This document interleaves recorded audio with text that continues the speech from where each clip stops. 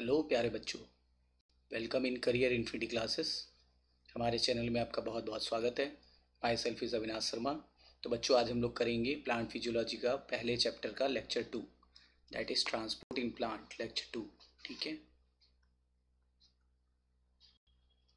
आइए बच्चों, आज हमें क्या पढ़ना है देखते हैं। आज हम लोग की स्टार्टिंग करनी है प्लांट वाटर रिलेशन से। प्लांट वाटर रिलेशन से, ठीक है बच्चों। आप जानते हो कि हमारी जो लिविंग सेल है उसका ऑरिजिन कहाँ से हुआ है? ओशियन से। लिविंग सेल का ऑरिजिन बेटा वो कहाँ से हुआ है? ओशियन से।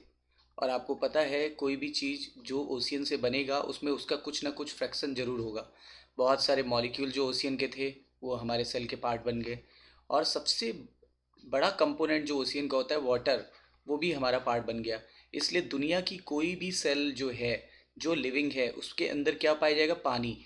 आपने पढ़ा होगा कि 70 to 90% ऑफ टोटल सेल क्या होता है?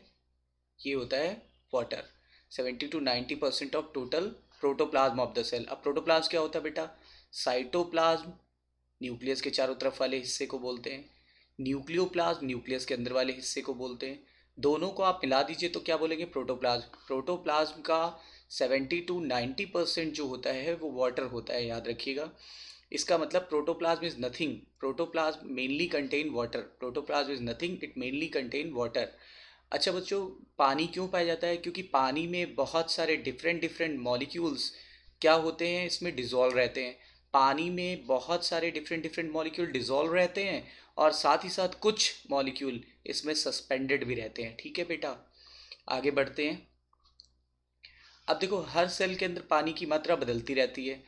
सबसे ज़्यादा जो वाटर पाया जाता है, सबसे ज़्यादा वाटर ओवर 90%, ओवर 92%, ओवर 92% तक पानी जो होता है ये पाया जाता है वाटरमेलन में। देखिए ये वाटरमेलन बना है, आप उसमें देख पा रहे हो कि आप जानते हो कि वाटरमेलन को कट करते ही उसमें से वाटर निकलने लगता है। ओवर 92 का मतलब हो गया 92% से भी ज़्यादा। ठीक है बच्चों, फिर आप जानते हो कि हर पौधे में अलग अलग पानी की मात्रा होती है। हर्बेसियस प्लांट में जो पानी होता है वो होता है 85 to 90%। अब आप बोलेंगे सर एनसीईआरटी में तो कुछ और लिखा है। एनसीईआरटी में लिखा हुआ है कि पौधे का जो ड्राई वेट होता है, पौधे का जो ड्राई वेट होता है वो फ्रेश वेट का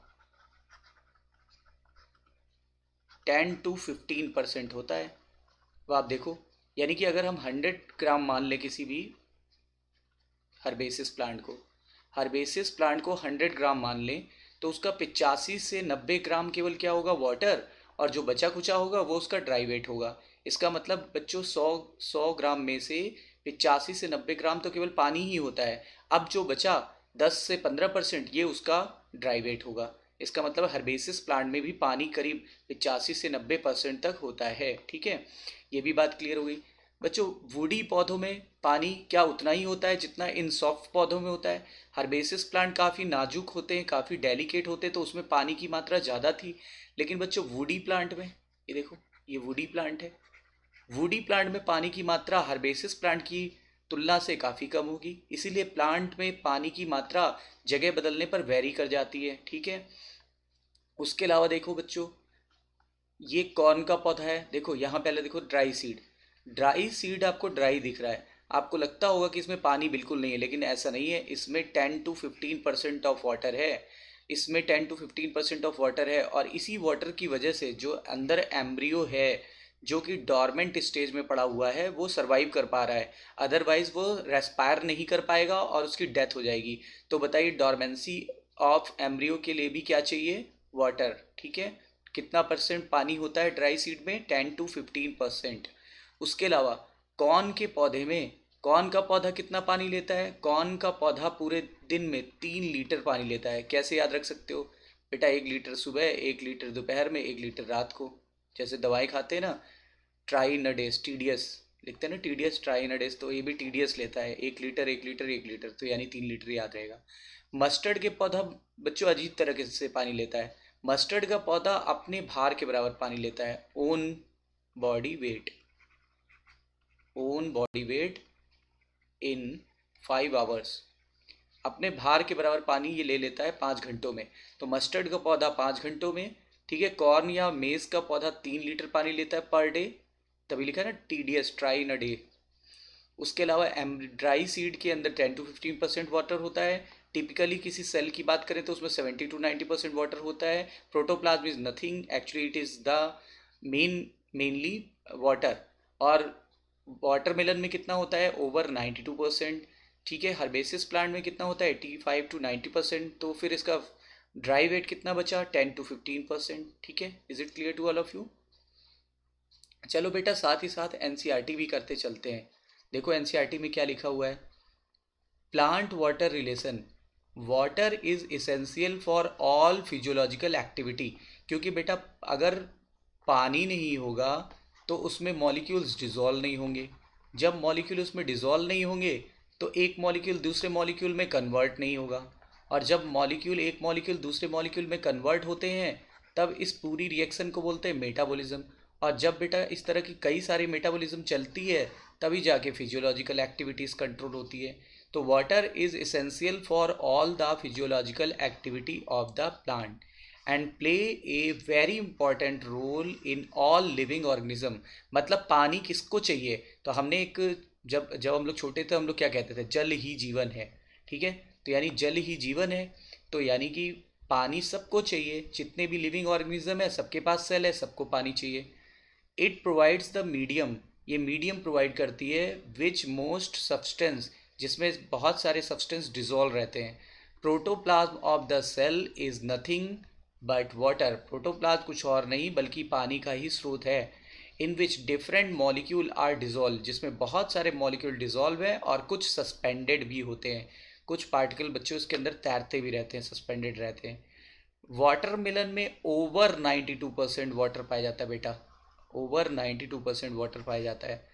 most of the herbaceous plant have only 10 to 15% of fresh weight as dry matter. देखो बेटा क्या लिखा है, लिखा है ज़्यादातर हर्बेसियस प्लांट में केवल 10 से 15%, किसका 10 से 15%? फ्रेश वेट का। फ्रेश वेट को हमने मान लिया 100 ग्राम्स, तो उसका 10 से 15% मतलब 10 से 15 ग्राम उसका ड्राई वेट होगा। देखो पूरे पौधे का ड्राई मैटर जो होगा वो 10 से 15 ग्राम होगा। मतलब बाकी का क्या होगा?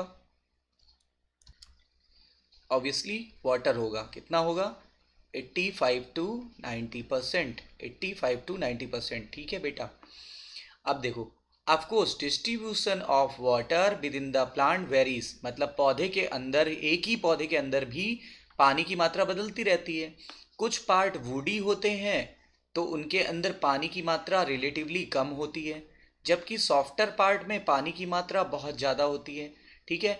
ए सीड में अपीयरिंग ड्राई, आपको सीड बिल्कुल ड्राई दिखाई पड़ता है जैसा कि मैंने अभी आपको फिगर में दिखाया था, लेकिन उसके अंदर अभी भी कुछ ना कुछ पानी है, otherwise it would not be alive and respiring, वरना वो सांस नहीं ले पाएगा और मर जाएगा। कौन सांस नहीं ले पाएगा? सीड के अंदर उपस्थित एम्ब्रियो जो कि डॉर्मेंट स्टेज में है बेटा। ठीक है। अब देखो, टेरेस्ट्रियल प्लांट बहुत सारा पानी लेते हैं। टेरेस्ट्रियल प्लांट पता है 100% पानी जो रूट से लेते हैं। ठीक है। इसका बहुत ज़्यादा अमाउंट, मतलब मैं आपको अप्रॉक्सीमेट वैल्यू बता रहा हूँ, 99% जो वाटर है ये डेली लॉस कर देते हैं। ये पत्तियों द्वारा भाप बन करके उड़ जाता है। पत्तियों द्वारा भाप बन के उड़ जाने की प्रक्रिया को ट्रांसपायरेशन कहते हैं। यानी कि जो टेरेस्ट्रियल पौधे होते हैं अगर वो 100% वाटर ले रहे हैं देन वो कितना पानी इवेपरेट कर देंगे बेटा? तो 99% पानी इवेपरेट कर देते हैं। और इस इवेपरेशन की प्रक्रिया को हम बोलते हैं ट्रांसपायरेशन, जो कि लीफ वगैरह से होगी। देखो मैंने बोला था मैच्योर कॉर्न यानी मक्के का पौधा यानी मेज, बेटा मेज कितना पानी लेता था एक दिन में? TDS यानी कि 1 लीटर सुबह, 1 लीटर दोपहर में, 1 लीटर रात को। ठीक है। पूरा दिन गुजर गया। जबकि जो मस्टर्ड का पौधा है वो पानी एब्जॉर्ब करता था equal to own body weight in about 5 hours. ठीक है। अब देखिए बेटा, पौधे ने 100% पानी लिया, 99% उसने इवेपोरेट कर दिया। This process is known as transpiration. तो इसने अपने लिए पानी यूज़ कितना किया? ओनली 1% के अप्रॉक्स, केवल 1% के अप्रॉक्स पानी इसने यूज़ किया। पता है, इसलिए आपको सरप्राइज नहीं होना चाहिए कि पानी एक लिमिटिंग फैक्टर है। देखो, लिमिटिंग फैक्टर वो फैक्टर होते हैं जो मिनिमम अमाउंट में यूज़ किए जाते हैं, लेकिन वो किसी भी फिजियोलॉजी को सबसे ज़्यादा अफेक्टेड करते हैं। तो देखो क्या लिखा हुआ है, because of this high demand of water. पौधे को तो पानी ज़्यादा लग रहा है, लेकिन आपको उसमें सरप्राइज नहीं करना चाहिए। क्यों? क्योंकि water is often limiting factor. पानी एक लिमिटिंग फैक्टर है। देख करके तो ऐसा लग रहा है नहीं, पानी लिमिटिंग फैक्टर नहीं, क्योंकि पौधा बहुत ज़्यादा मात्रा में डिमांड कर रहा है। एक्चुअली में उसने डिमांड केवल 1% की, ज़्यादातर पानी तो भाप बन के उड़ गया। ठीक है, तो पानी एक लिमिटिंग फैक्टर है। किसके लिए? प्लांट की ग्रोथ के लिए लिमिटिंग फैक्टर है, और पौधे की प्रोडक्टिविटी के लिए, यानी ग्रोथ और फोटोसिंथेसिस के लिए लिमिटिंग फैक्टर है। और वो भी किस सिस्टम के लिए? एग्रीकल्चर सिस्टम के लिए या नेचुरल इन इकोसिस्टम के लिए, कि दोनों के लिए? तो एग्रीकल्चर इकोसिस्टम में भी जो पौधे हैं उनके लिए भी, और जो नेचुरल इकोसिस्टम में है उनके लिए भी। तो पानी भले ही पौधा ज़्यादा ले रहा है, बट आपको सरप्राइज नहीं होना है, because water is only 1% is used by the plant and act as limiting factor for the growth and productivity in both agriculture and natural environment या ecosystem. Is it clear to all of you? चले बेटा, अब बेटा ये देखते हैं कि किसी भी सेल में, एक सेल से दूसरी सेल में पानी किस दिशा में जाएगा। ठीक है ना, इसका डिसीजन कौन करेगा? इसका डिसीजन करेगा वाटर पोटेंशियल, साई डब्ल्यू। तो साई डब्ल्यू को वाटर पोटेंशियल बोलते हैं। ये सेल में पानी की दिशा को निर्धारित करता है। It decides the direction of water from one cell to another cell. ठीक है, कैसे? अभी हम डिटेल में पढ़ेंगे। और बच्चों, साई डब्ल्यू को डिसाइड करने के लिए दो फैक्टर होते हैं, साई एस और साई पी। ठीक है, इसको बोलते हैं water potential, this is solute potential, and this one is pressure potential. तो आइए एक एक बात करके देखते हैं। तो वाटर पोटेंशियल क्या होता है बेटा? Water potential decides the direction of water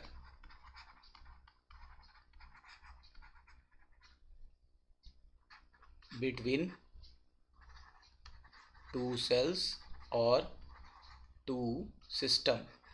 किसी भी सिस्टम के बीच पानी की दिशा किस दिशा में होगी, वो ये डिसाइड करेगा वाटर पोटेंशियल। वाटर पोटेंशियल को हम लोग बच्चों इंडिकेट करते हैं किससे? साई डब्ल्यू से।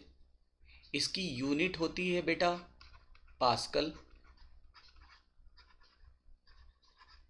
या फिर कई जगह पे बार भी लिखा हुआ है।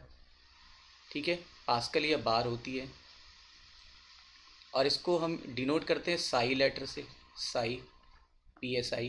ठीक है, यूनिट का नाम है पास्कल या बार, और ये डिसाइड करता है वाटर की दिशा बिटवीन द टू सेल या टू सिस्टम। अच्छा देखिए बच्चों, आपको पता है कि हर एक मॉलिक्यूल की अपनी एक एनर्जी होती है। ठीक है, तो वाटर मॉलिक्यूल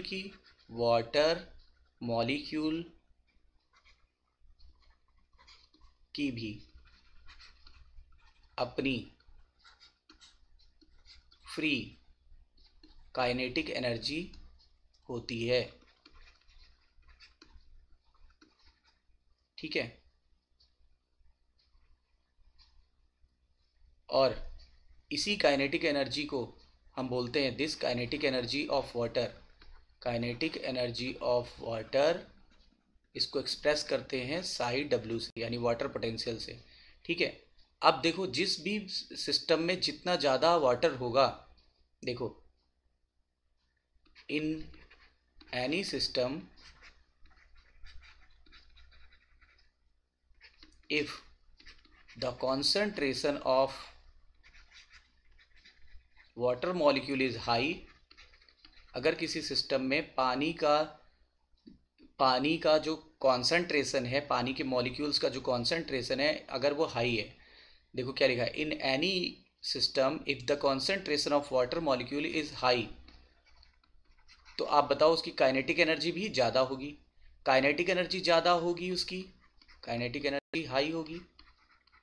अगर काइनेटिक एनर्जी हाई होगी तो मैंने क्या बोला, आप काइनेटिक एनर्जी को ही तो साई डब्ल्यू के फॉर्म में एक्सप्रेस करते हो, तो इसका साई डब्ल्यू भी कैसा होगा? हाई। साई डब्ल्यू भी हाई होगा। ठीक है, ठीक है बेटा। और सबसे ज़्यादा वाटर पोटेंशियल होता है प्योर वाटर का। ये क्या है? Pure water. प्योर वाटर का वाटर पोटेंशियल सबसे ज़्यादा होता है। ठीक है, प्योर वाटर का वाटर पोटेंशियल स्टैंडर्ड टेम्परेचर और प्रेशर पर मतलब एसटीपी आप जानते हो, स्टैंडर्ड टेम्परेचर और प्रेशर पर प्योर वाटर का वाटर पोटेंशियल जो होता है वो होता है साई डब्ल्यू बराबर 0। और ये मैक्सिमम होता है, इससे ज़्यादा वाटर पोटेंशियल किसी भी चीज़ का नहीं होता बच्चों। तो प्योर वाटर का वाटर पोटेंशियल कितना होता है? प्योर वाटर का वाटर पोटेंशियल मैक्सिमम होता है 0। यदि हम लोग इसमें चीनी मिला दें या कोई नमक मिला दें, ठीक है, यदि इसमें कोई सोल्यूट ऐड कर रहे हैं, यदि इसमें सोल्यूट ऐड कर रहे हैं तो इसका वाटर पोटेंशियल साई डब्ल्यू वो 0 से घट जाएगा।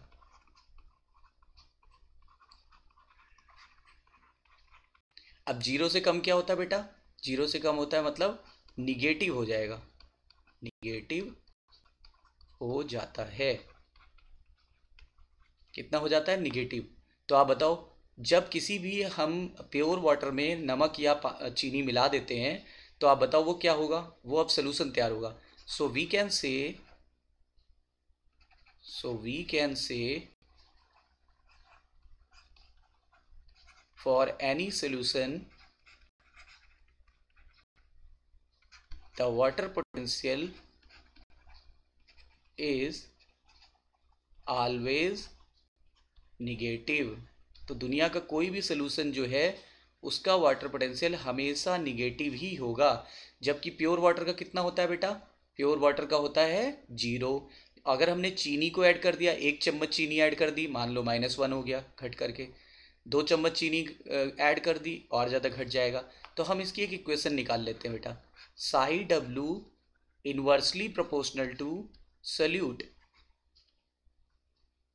जितना ज़्यादा सल्यूट आप डालोगे साई डब्ल्यू उतना घटता चला जाता है, साई डब्ल्यू उतना घटता चला जाता है। जितना ज़्यादा आप सल्यूट डालोगे, ठीक है ना, तो पानी की जो फ्री काइनेटिक एनर्जी है ना वो घटने लगती है। अगर पानी की फ्री काइनेटिक एनर्जी घटेगी तो ये वैल्यू देखो बढ़ रही है, आप सल्यूट ज़्यादा ऐड करते जा रहे हो तो साई डब्ल्यू जो है वो घटता जा रहा है। ठीक है, तो ये इक्वेशन बहुत काम आएगी बेटा, हम लोग बायो में भी देखो इक्वेशन बना देते हैं। ठीक है, तो psi W is inversely proportional to solute. अगर इसमें मैंने मान लो 1 चम्मच चीनी घोली तो -1 हो गया, ऐसे एक्सपेरिमेंटल वैल्यू बोल रहा हूँ। अगर 2 चम्मच चीनी घोली और घट गया, 3 चम्मच चीनी घोली और घट गया, 4 चम्मच चीनी घोली और घट गया। जितना ज़्यादा चीनी घोलते जा रहे हैं बेटा उसी को बोलते हैं हम लोग क्या? जितना ज़्यादा चीनी घोलते जा रहे हैं उसी की वजह से साई डब्ल्यू यानी पानी की जो फ्री काइनेटिक एनर्जी थी वो घटती जा रही है, यानी पानी का जो कॉन्सेंट्रेशन है वो घटता जा रहा है, इसलिए साई डब्ल्यू घट जा रही है। एक तो इक्वेशन ये निकली। अब बच्चों कन्फ्यूज़न ये हो जाता है कि वाटर पोटेंशियल तो समझ में आ गया, ये सॉल्यूट पोटेंशियल क्या होता है? तो इसको ऐसे समझो, जब आप चीनी डाल रहे थे तो चीनी कितनी इसके अंदर घुल रही है, इस घुलने की मात्रा को दर्शाता है सॉल्यूट पोटेंशियल। तो सॉल्यूट पोटेंशियल क्या होता है? ठीक है, इसको हम लोग अपनी भाषा में लिख देते हैं, किसी भी सॉल्यूशन में, अब मैं सॉल्यूशन बोल रहा हूं, किसी भी सॉल्यूशन में सॉल्यूट लेने की टेंडेंसी या क्षमता, ठीक है, इसको किससे बोलेंगे? साई एस से। इसको साई एस से एक्सप्रेस किया जाता है। बताइए, सॉल्यूट पोटेंशियल समझ में आया? किसी भी सॉल्यूशन में सॉल्यूट लेने की क्षमता। जैसे एग्जांपल बताते हैं, देखो ये एक सॉल्यूशन है, इसमें आपने 1 टेबल स्पून शुगर डाल दी है, 1 टेबल स्पून शुगर डाल दी है, ठीक है, और ये भी उतना ही बड़ा ग्लास है। इस सॉल्यूशन में आपने 4 टेबल स्पून शुगर डाल दी है, इसमें 1 टेबल स्पून शुगर डाली है और इसमें 4 टेबल स्पून शुगर डाल दी है। अब मैं आपसे बोलूं किसमें ज़्यादा शुगर लेने की क्षमता है, तो आप देखो पानी तो दोनों में बराबर ही था, लेकिन इसमें आप 4 चम्मच चीनी घोल चुके हो और इसमें 1 चम्मच, तो इसमें अभी और ज़्यादा चीनी घुलने की क्षमता है। तो बताओ किसका वाटर पोटेंशियल किसका सॉल्यूट पोटेंशियल ज़्यादा होगा, किसकी सॉल्यूट लेने की क्षमता ज़्यादा है, किस सॉल्यूशन की सॉल्यूट लेने की क्षमता ज़्यादा है, ए की कि बी की? आप बताओ। तो ए की। ए में अभी आप पहले 3 चम्मच चीनी तो और ही घोल सकते हो, उसके अलावा 1-2 चम्मच और हो सकता है और घुल जाए, तो 3 चम्मच तो अभी बाकी ही है और 1-2 चम्मच और, तो किसका सॉल्यूट पोटेंशियल ज़्यादा है? देखिए सॉल्यूट पोटेंशियल इसका ज़्यादा है ए का, और किसका कम है? बी का। ठीक है, तो आप बताओ ए का सॉल्यूट पोटेंशियल कितना है? मैं यहाँ लिख देता हूँ, सॉल्यूट पोटेंशियल ऑफ ए, उसकी क्या है? सॉल्यूट लेने की क्षमता मोर है, सल्यूट टेकिंग पावर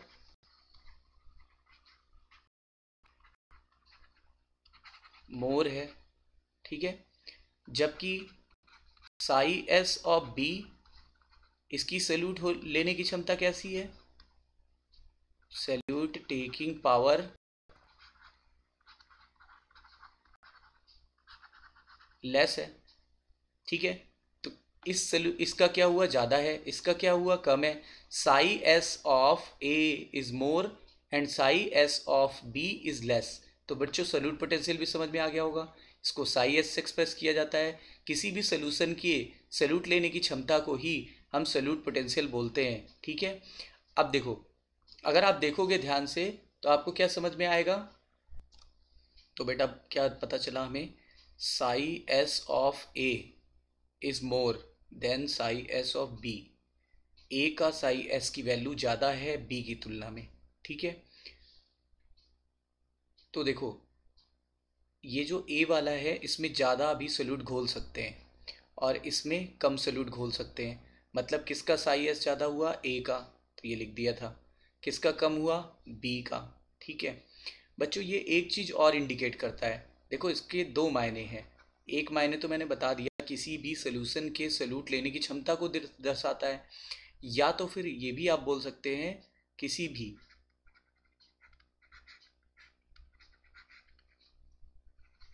सल्यूशन में सल्यूट डिसॉल्व करने की वजह से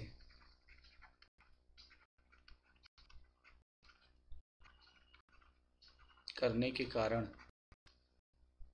साई डब्ल्यू में कमी आना, इसको भी इंडिकेट करता है। ये दो चीज़ों को इंडिकेट करता है बेटा।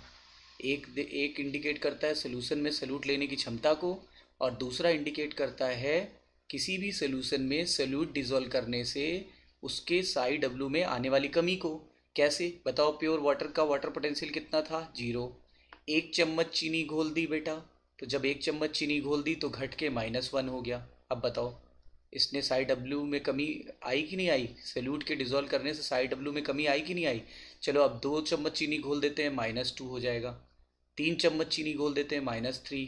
4 चम्मच चीनी घोल देते हैं, -4 हो गया।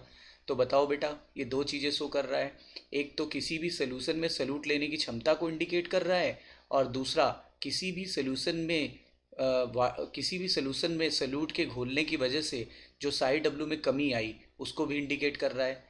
टेक्निकली देखा जाए बेटा तो एक ये एक्सपेरिमेंट करके देखते हैं। ये ए पार्ट है, ये बी पार्ट है, ठीक है। यहाँ पे 1 चम्मच चीनी लिए, समझ लो पानी उतना ही है अमाउंट में, पानी दोनों तरफ सेम है मान लो, ठीक है। लेकिन इसमें 4 चम्मच चीनी घोल दी। अब देखो इसमें 1 चम्मच चीनी घोली गई, इसमें 4 चम्मच चीनी घोली गई। इसका साइड चीनी घुलने की क्षमता भी ज़्यादा है कि कम, ज़्यादा है बेटा, यही वाला एग्जाम्पल है। यानी इसका साई डब्ल्यू कैसा है,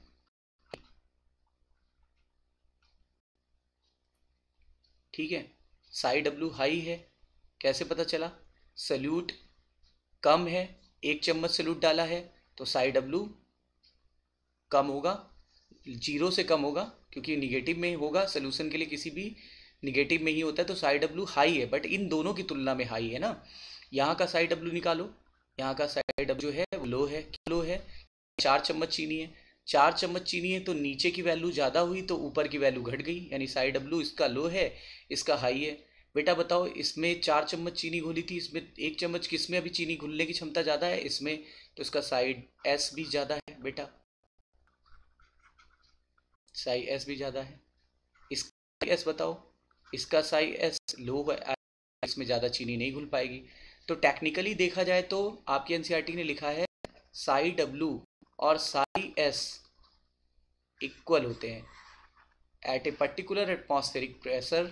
एक पर्टिकुलर एटमॉस्फेरिक प्रेशर पर साई डब्ल्यू की वैल्यू साई एस के बराबर होती है। देख लो, देखो साई डब्ल्यू इधर हाई है, साई एस भी हाई है, इधर साई डब्ल्यू लो हो रहा है, इधर भी साई डब्ल्यू लो हो रहा है। तो हम इसको इक्वेशन को ऐसे बदल देते हैं, psi S equal to psi W, psi S equal to psi W, और दोनों ही इन्वर्सली प्रोपोर्शनल होते हैं सल्यूट के। अब देखो अब ये कितना इजी हो गया।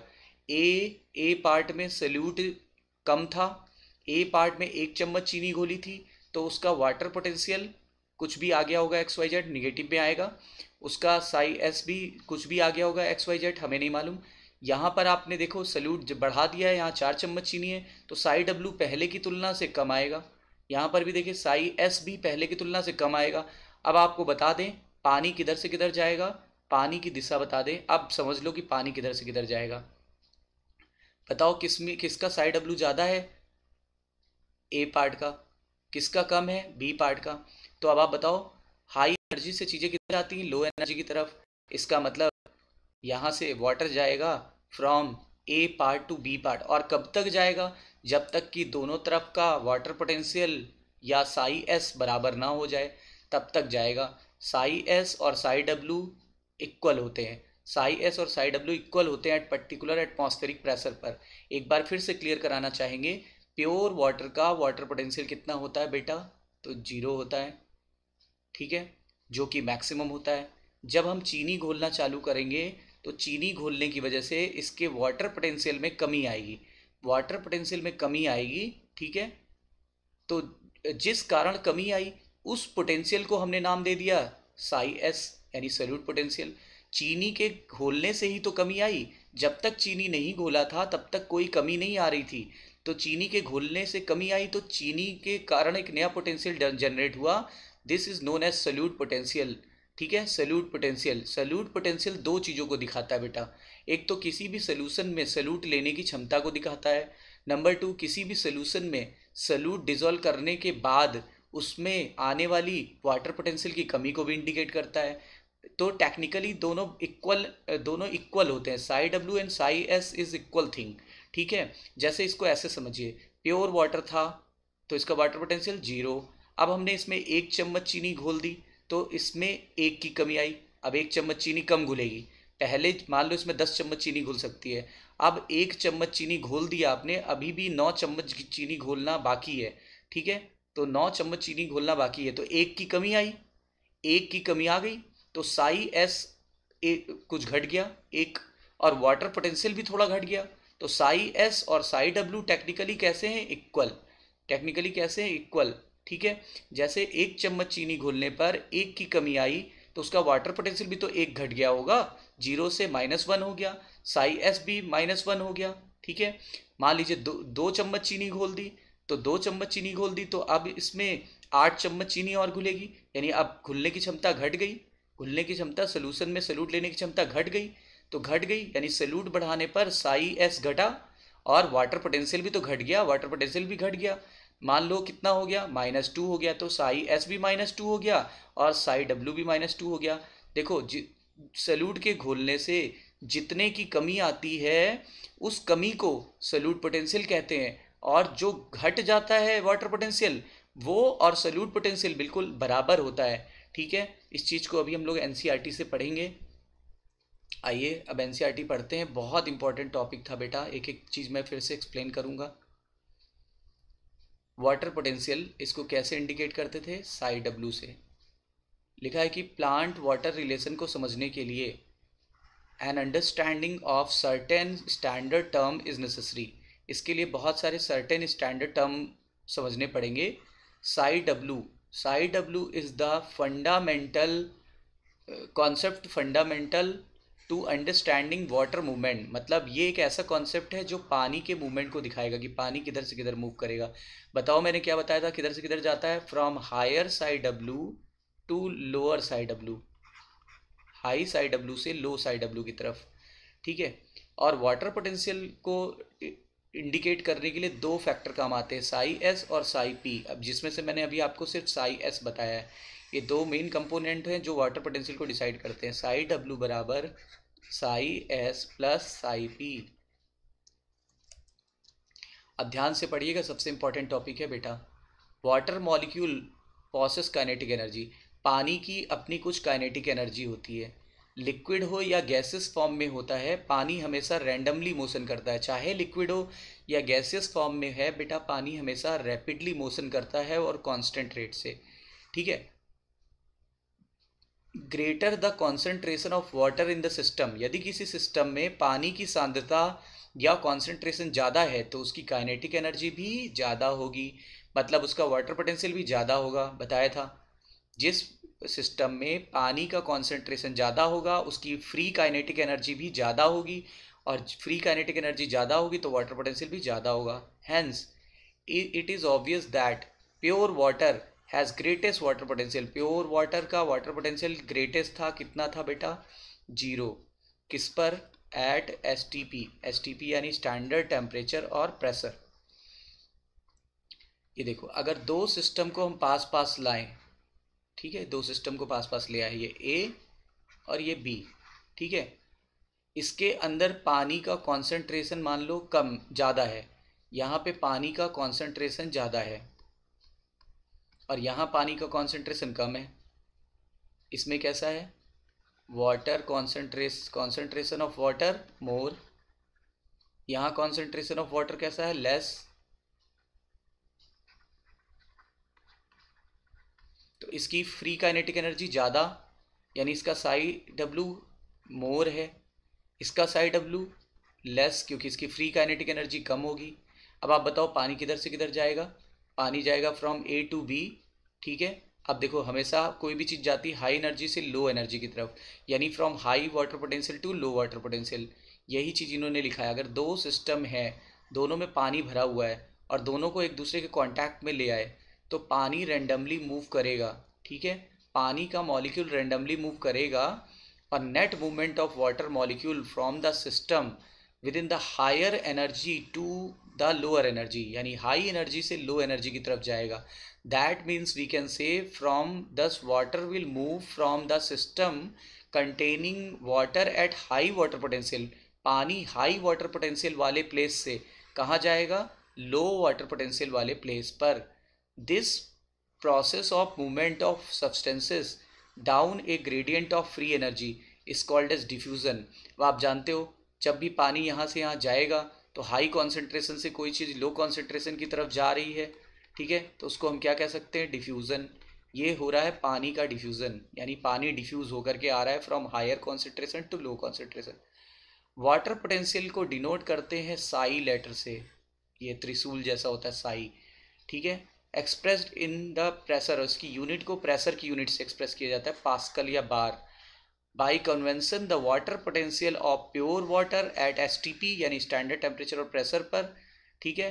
देखो, स्टैंडर्ड टेम्परेचर और प्रेशर पर, ये ऐसा क्यों कह रहा है? जहाँ कोई प्रेशर नहीं लग रहा है, मतलब नॉर्मल एटमॉस्फेरिक प्रेशर तो लग रहा है, कोई हम बाहर से प्रेशर अप्लाइड नहीं कर रहे हैं। कितना होगा वाटर पोटेंशियल इस समय?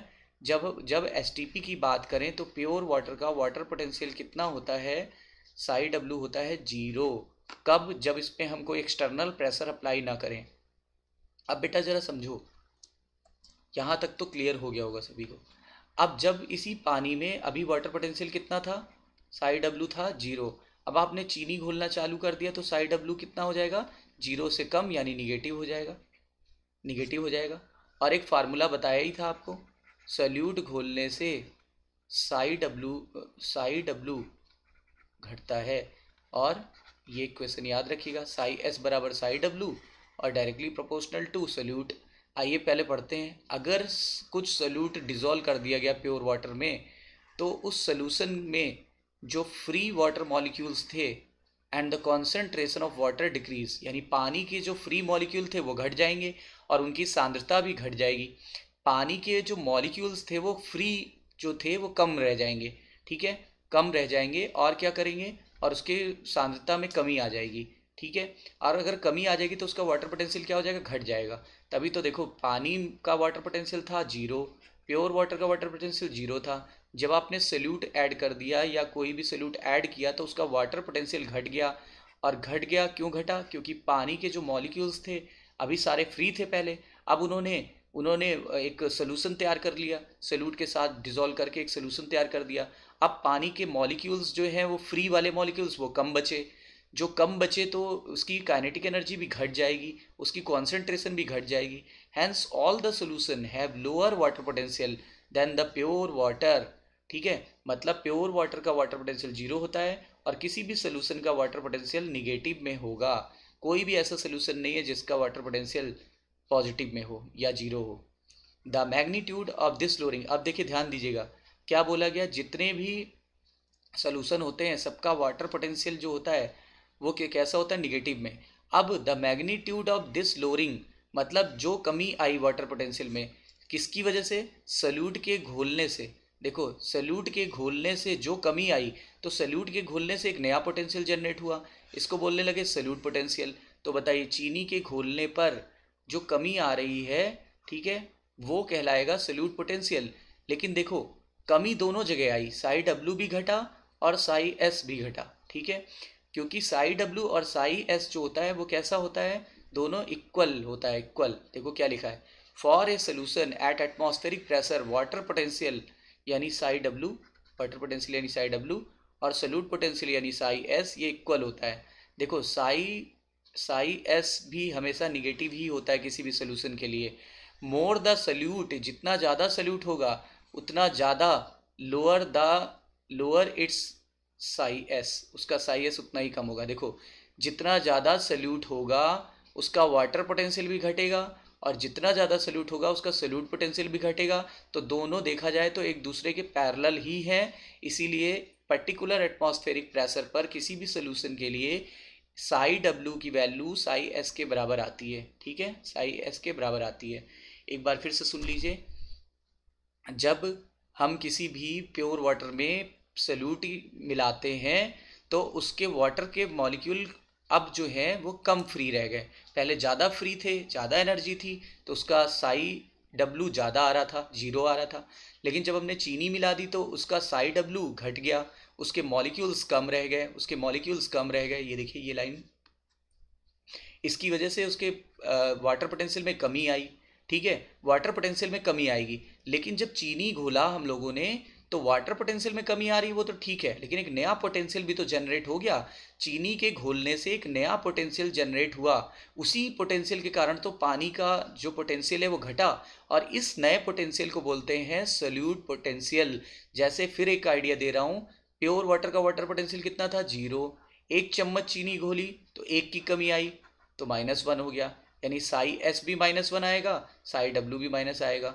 अच्छा 2 चम्मच चीनी घोल दी तो 2 की कमी आई, तो साई एस भी -2 आ रहा है और साई डब्ल्यू भी -2 आ रहा है। 3 चम्मच चीनी घोल दी तो साई एस भी -3 आ रहा है और साई डब्ल्यू भी -3 आ रहा है।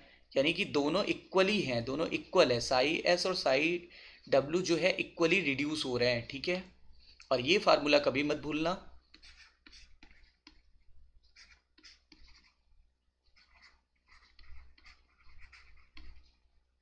कभी भी मत भूलना, इसी से सारे क्वेश्चन लग जाएंगे, सारे क्वेश्चंस लग जाएंगे, ठीक है।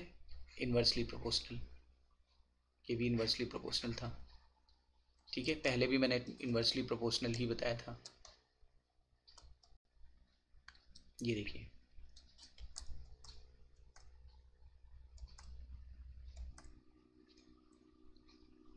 अब देखो,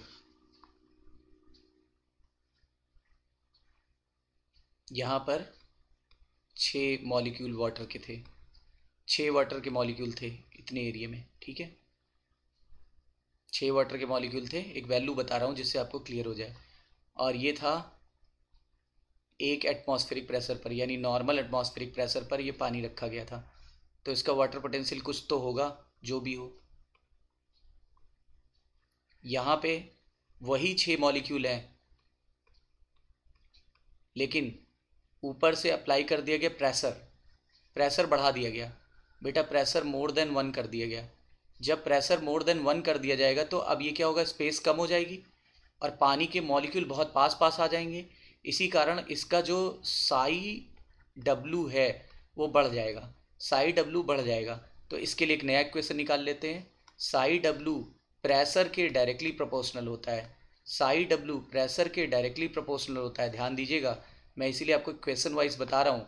if the pressure greater than the atmospheric pressure is applied to pure water, pure water का वाटर पोटेंशियल 0 था मान लो 1 एटमॉस्फेरिक प्रेशर पर, आपने 1 एटमॉस्फेरिक प्रेशर से ज़्यादा प्रेशर डाल दिया तो साई डब्ल्यू बढ़ रही है। देखो क्या लिखा है, इट्स वाटर पोटेंशियल इंक्रीज। अगर आप एटमॉस्फेरिक प्रेशर बढ़ाओगे नॉर्मल की तुलना से तो बताइए प्रेशर बढ़ाने से साई डब्ल्यू बढ़ेगा। ठीक है, इससे फ़ायदा ये होगा, मान लो दो सेल है, ये सेल ए है, ये सेल बी है, एक दूसरे के कांटेक्ट में है, दोनों का वाटर पोटेंशियल -2 है, -2 है, तो ना अब पानी ए से बी में जाएगा और ना बी से ए में जाएगा। लेकिन सेल बी चाहती है कि पानी इसको मिल जाए। तो देखो अब क्या करेंगे, इसका प्रेशर बढ़ा दो, इसका प्रेशर मान लो आपने बढ़ा दिया। जब इस सेल पर प्रेशर आपने बढ़ा दिया तो इस सेल का साई डब्ल्यू जो है वो बढ़ जाएगा, बढ़ के -1 हो गया। बढ़ के कितना हो गया, -1। -1 ज़्यादा होता है कि -2, तो -1 ज़्यादा होता है, बढ़ के -1 हो गया। अब बताओ ए का साई डब्ल्यू -1, बी का साई डब्ल्यू -2, पानी किधर से किधर जाएगा, फ्रॉम ए टू बी, तो इसीलिए लिखा हुआ है it is equivalent to the pumping water from one place to other. यानी इस तरीके से प्रेशर बढ़ा करके पानी को एक जगह से दूसरी जगह पंप किया जा सकता है। Can you think any system in our body where pressure is build up? हाँ, हमारे हार्ट में ही प्रेशर बिल्डअप होता है। Pressure can build up in a plant system. Plant system में प्रेशर कब बिल्डअप होता है, जब पानी किसी प्लांट सेल में आता है। जब पानी आता है डिफ्यूज होकर के, तो अब देखो पानी किसी सेल में आया तो ये है सेल वॉल, ये है cell membrane.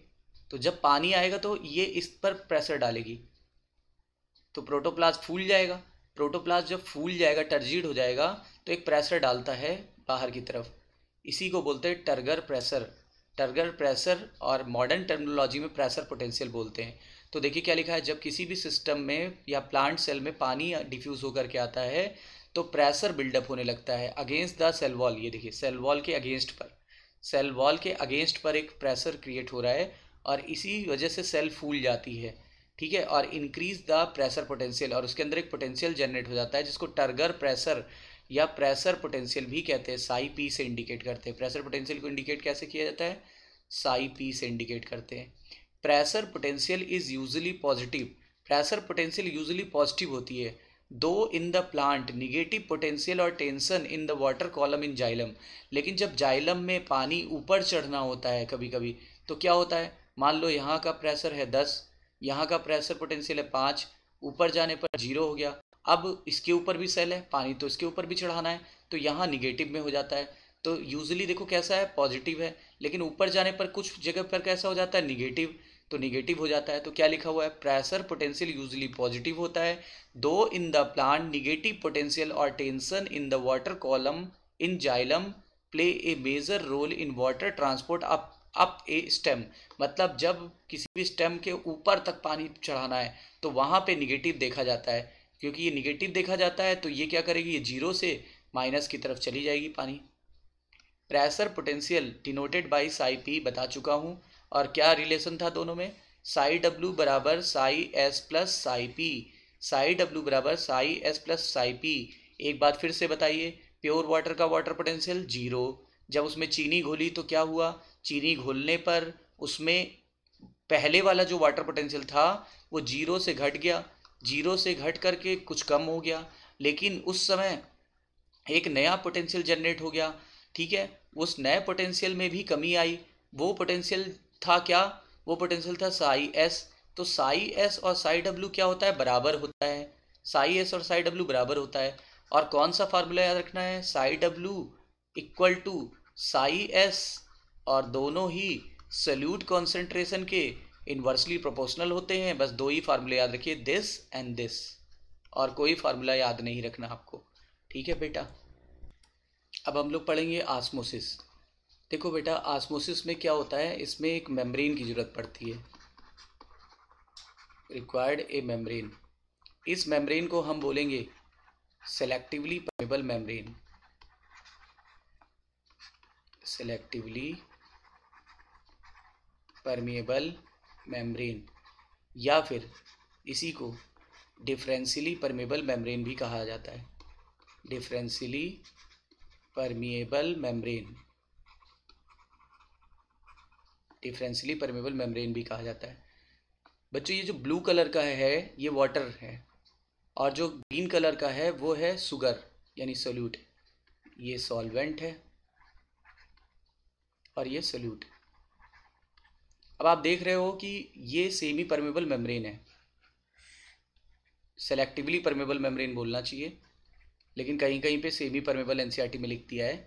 Selectively permeable membrane होती क्या है बेटा, जो सोल्यूट को अलाउ करती है, कुछ सम सोल्यूट्स को अलाउ करती है, सम सोल्यूट्स को अलाउ करती है, सभी को अलाउ नहीं करती, और ऑल सॉल्वेंट को अलाउ करती है। सॉल्वेंट तो सारे के सारे अलाउ होंगे, लेकिन सोल्यूट केवल सेलेक्टेड वाले ही अलाउ होंगे, तभी तो नाम पड़ा सेलेक्टिवली परमेबल मेम्ब्रेन।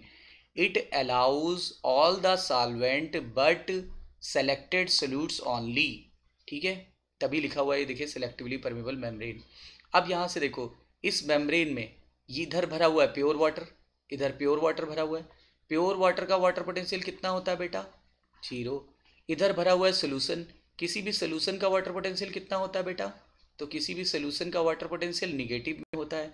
अब बताओ, निगेटिव में होता है, किसका वाटर पोटेंशियल ज़्यादा है, 0 ज़्यादा है कि निगेटिव वैल्यू ज़्यादा होती है, 0 ज़्यादा होता है। तो पानी किधर से किधर जा रहा है, पानी जा रहा है from A side to B side, A side से जा रहा है बी साइड पर, ठीक है। कब तक जाएगा, जब तक कि दोनों तरफ का साइड डब्ल्यू बराबर ना हो जाए, यानी इक्विलिब्रियम मेंटेन ना हो जाए, ठीक है। यहाँ पर भी आपने क्या देखा, ऑस्मोसिस में वाटर का डिफ्यूजन हो रहा है, there is diffusion of water from selectively permeable membrane, diffusion of water from selectively permeable membrane, diffusion of water from selectively permeable membrane, ठीक है। और ये भी किधर से किधर हो रहा है, फ्रॉम हाई कॉन्सेंट्रेशन, बताओ पानी की कॉन्सेंट्रेशन इधर ज़्यादा है और इधर कम है, तो from high concentration of water to low concentration of water, ठीक है। अच्छा, एनर्जी खर्च हो रही है, नहीं, कैसी प्रोसेस है, पैसिव। अब बताओ, मैंने क्या बोला था, अगर ये दोनों रूल फॉलो हो जाए तो इसको बोलते हैं डाउन हिल की अपहिल, तो डाउन हिल प्रोसेस है बेटा, डाउन हिल प्रोसेस है, ठीक है। इसमें 2 फैक्टर काम कर रहे हैं, 2 फैक्टर काम कर रहे हैं बेटा। एक फैक्टर काम कर रहा है कॉन्सेंट्रेशन ग्रेडियंट, कॉन्सेंट्रेशन ग्रेडियंट, देखो पानी का कॉन्सेंट्रेशन ग्रेडियंट इधर ज़्यादा है ए साइड में, बी साइड में कम है, तो इधर कॉन्सेंट्रेशन ग्रेडियंट काम कर रहा है, और दूसरा काम कर रहा है प्रेशर ग्रेडियंट, प्रेशर ग्रेडियंट, ठीक है। अब प्रेशर ग्रेडियंट क्या होता है बेटा, देखो जब ये पानी इधर जाएगा तो ये सेमी परमेबल मेम्ब्रेन को धक्का मार रहा है, और सेमी परमेबल मेम्ब्रेन को धक्का मारने की वजह से ही ये इसको क्रॉस कर पा रहा है from A side to B side, और इसी प्रेशर को बोलते हैं osmotic pressure, osmotic pressure. Concentration gradient किसका देखा जा रहा है, वाटर का, और ऑस्मोटिक प्रेशर देखा जा रहा है, ठीक है, किसके कारण, ऑस्मोटिक प्रेशर का कारण होता है सोल्यूट, ऑस्मोटिक प्रेशर का कारण होता है सोल्यूट, ठीक है। मान लो इधर प्योर वाटर ना होता, सोल्यूट होता थोड़ा बहुत, तो ये सोल्यूट इस पर कुछ ना कुछ प्रेशर तो एग्जर्ट करते ही, तो इसी प्रेशर को बोलते हैं ऑस्मोटिक प्रेशर, ठीक है। तो there are 2 factor which helps in the osmosis process, the first one is the concentration gradient of water and second one is the pressure gradient, जिसकी वजह से ऑस्मोटिक प्रेशर जनरेट होगा। ऑस्मोटिक प्रेशर जनरेट करने के लिए solute responsible होता है, ना कि सॉल्वेंट, याद रखिएगा बेटा, ठीक है।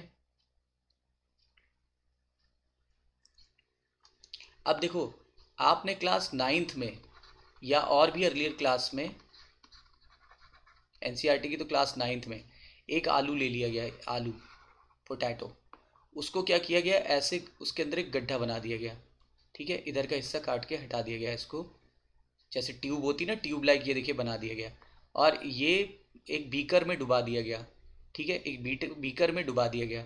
देखो इसके अंदर वाले हिस्से में, यहाँ वाले हिस्से में, ये देखो ऐसे, ये वाला हिस्सा, इस वाले हिस्से में हमने डाल लिया है शुगर सोल्यूशन, यानी चीनी का घोल, और बाहर वाले हिस्से में हमने क्या कर दिया, पानी भर दिया है, और जहाँ तक हमने शुगर सोल्यूशन डाला था उसको पिन से मार्क कर लिया कि इतनी ऊंचाई तक हमने शुगर सोल्यूशन डाला है। पहले दोनों का लेवल बराबर रखते हैं, बाहर पानी भरा हुआ है, आलू के बाहर पानी भरा हुआ है बेटा, ठीक है, और अंदर भरा हुआ है शुगर सोल्यूशन, दोनों का जो हाइट है ना वो बिल्कुल सेम लिया है, तभी तो पता चलेगा कि ऑस्मोसिस हो रही है कि नहीं हो रही है। अब देखो, ये लिखा है बिफोर ऑस्मोसिस था, जब ऑस्मोसिस होने लगी तो अब पानी देखो बाहर क्या भरा हुआ था, प्योर वाटर, प्योर वाटर का वाटर पोटेंशियल कितना होता है बेटा, प्योर वाटर का वाटर पोटेंशियल होता है 0। किसी भी सोल्यूशन का वाटर पोटेंशियल कितना होता है, साई डब्लू होता है निगेटिव। अब आप बताओ ये हाई है कि लो है? ये हाई है, ठीक है। ये कैसा है? ये लो है। पानी हमेशा कहाँ से कहाँ जाता है? From high to low.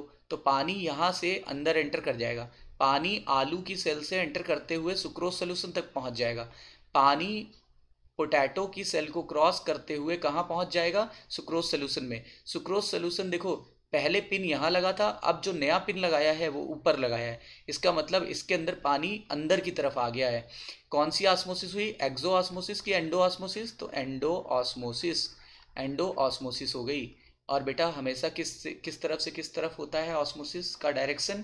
तो ऑस्मोसिस का डायरेक्शन जो होता है वो वाटर के कॉन्सेंट्रेशन पर डिपेंड करता है, ठीक है। साई डब्लू जो होता है वो हाई है इधर, और अंदर की तरफ साई डब्लू लो था, इसीलिए हाई साई डब्लू से लो साई डब्लू की तरफ चला गया। ये आपकी एनसीईआरटी का फिगर है, एक एडिशनल इसमें मैंने बता दिया। देखो वही काम यहाँ पे भी किया गया है। यहाँ पे हम लोगों ने क्या किया, ये बाहर बाहर भर लिया प्योर वाटर, यानी साई डब्लू है 0। ये लगा लिया है सिलेक्टिवली परमेबल मेम्ब्रेन, और ये थिजल है, ठीक है। और ये बीकर है, थिजल फनल बोलते हैं इसको, और ये बीकर है। यहाँ हमने ये लगा लिया है सेमी सिलेक्टिवली परमेबल मेम्ब्रेन, बाहर भर दिया है वाटर, और इस थिजल के अंदर भर दिया हम लोगों ने सुक्रोज सोल्यूशन। अब आप बताओ, बाहर की तरफ साई डब्लू 0 है, अंदर की तरफ साई डब्लू कितना है? निगेटिव। अंदर की तरफ साई डब्लू है निगेटिव। पानी किधर से किधर जाएगा? पानी अंदर जाएगा, पानी यहाँ से यहाँ एंटर करेगा, पानी यहाँ से यहाँ एंटर करेगा। कब? और इसकी वजह से क्या होगा? सुक्रोज का जो लेवल है वो धीरे धीरे बढ़ जाएगा। सुक्रोज का लेवल बढ़ रहा है, इससे पता चल रहा है कि osmosis is running. Osmosis is running और नॉट, तो ऑस्मोसिस इज रनिंग ये साफ साफ दिख रहा है, ठीक है। अब देखिए सेकंड वाले में क्या किया हमने, ऑस्मोसिस को रोकने के लिए अपोजिट प्रेशर लगा दिया पिस्टन पर। एक पिस्टन लगा दिया और उस पिस्टन से अपोजिट प्रेशर एक्सर्ट कर रहे हैं। बाहर से आपने ऊपर से प्रेशर लगाया, जिसकी वजह से नीचे की जो ऑस्मोसिस थी वो रुक गई। बाहर से आपने एक प्रेशर लगा दिया ऊपर से, जिसकी वजह से नीचे से जो प्रोसेस हो रही थी ऑस्मोसिस वो रुक गई, ठीक है। इसी को अब देखिए इसी प्रेशर को बोलते हैं ऑस्मोटिक प्रेशर। ऑस्मोटिक प्रेशर, तो बताइए, opposite pressure exerted upon the piston so that the process of osmosis में stop. This opposite pressure is actually osmotic pressure, ठीक है। अब आगे देखो, अब आपने और ज़्यादा प्रेशर लगा दिया, इतना ज़्यादा प्रेशर लगा दिया कि ये जो पानी यहाँ भरा हुआ था सोल्यूशन के अंदर, वो पानी यहाँ से यहाँ आने लगा, वो पानी यहाँ से यहाँ आने लगा। इसको बोलते हैं रिवर्स ऑस्मोसिस। अगर आप ऑस्मोटिक प्रेशर से ज़्यादा प्रेशर लगा दोगे तो पिस्टन और नीचे चला आएगा, जिससे वाटर मूव करके वापस चला आएगा बाहर। इसको बोलते हैं रिवर्स ऑस्मोसिस।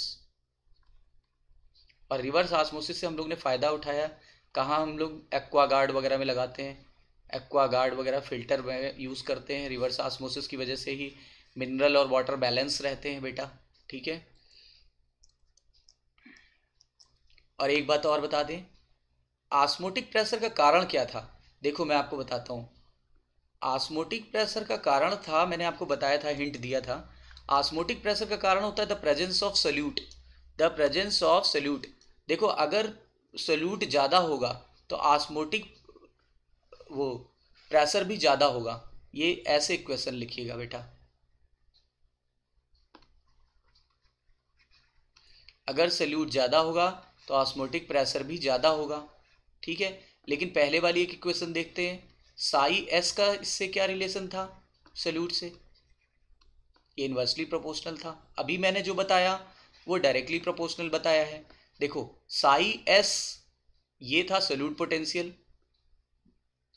इसी सोल्यूट पोटेंशियल की वजह से ऑस्मोटिक प्रेशर क्रिएट हो रहा था, ठीक है। लेकिन ऑस्मोटिक प्रेशर जो होता है वो पॉजिटिव में वैल्यू होता है, और जो ऑस्मोटिक पोटेंशियल होता है, ठीक है, वो नेगेटिव में होता है।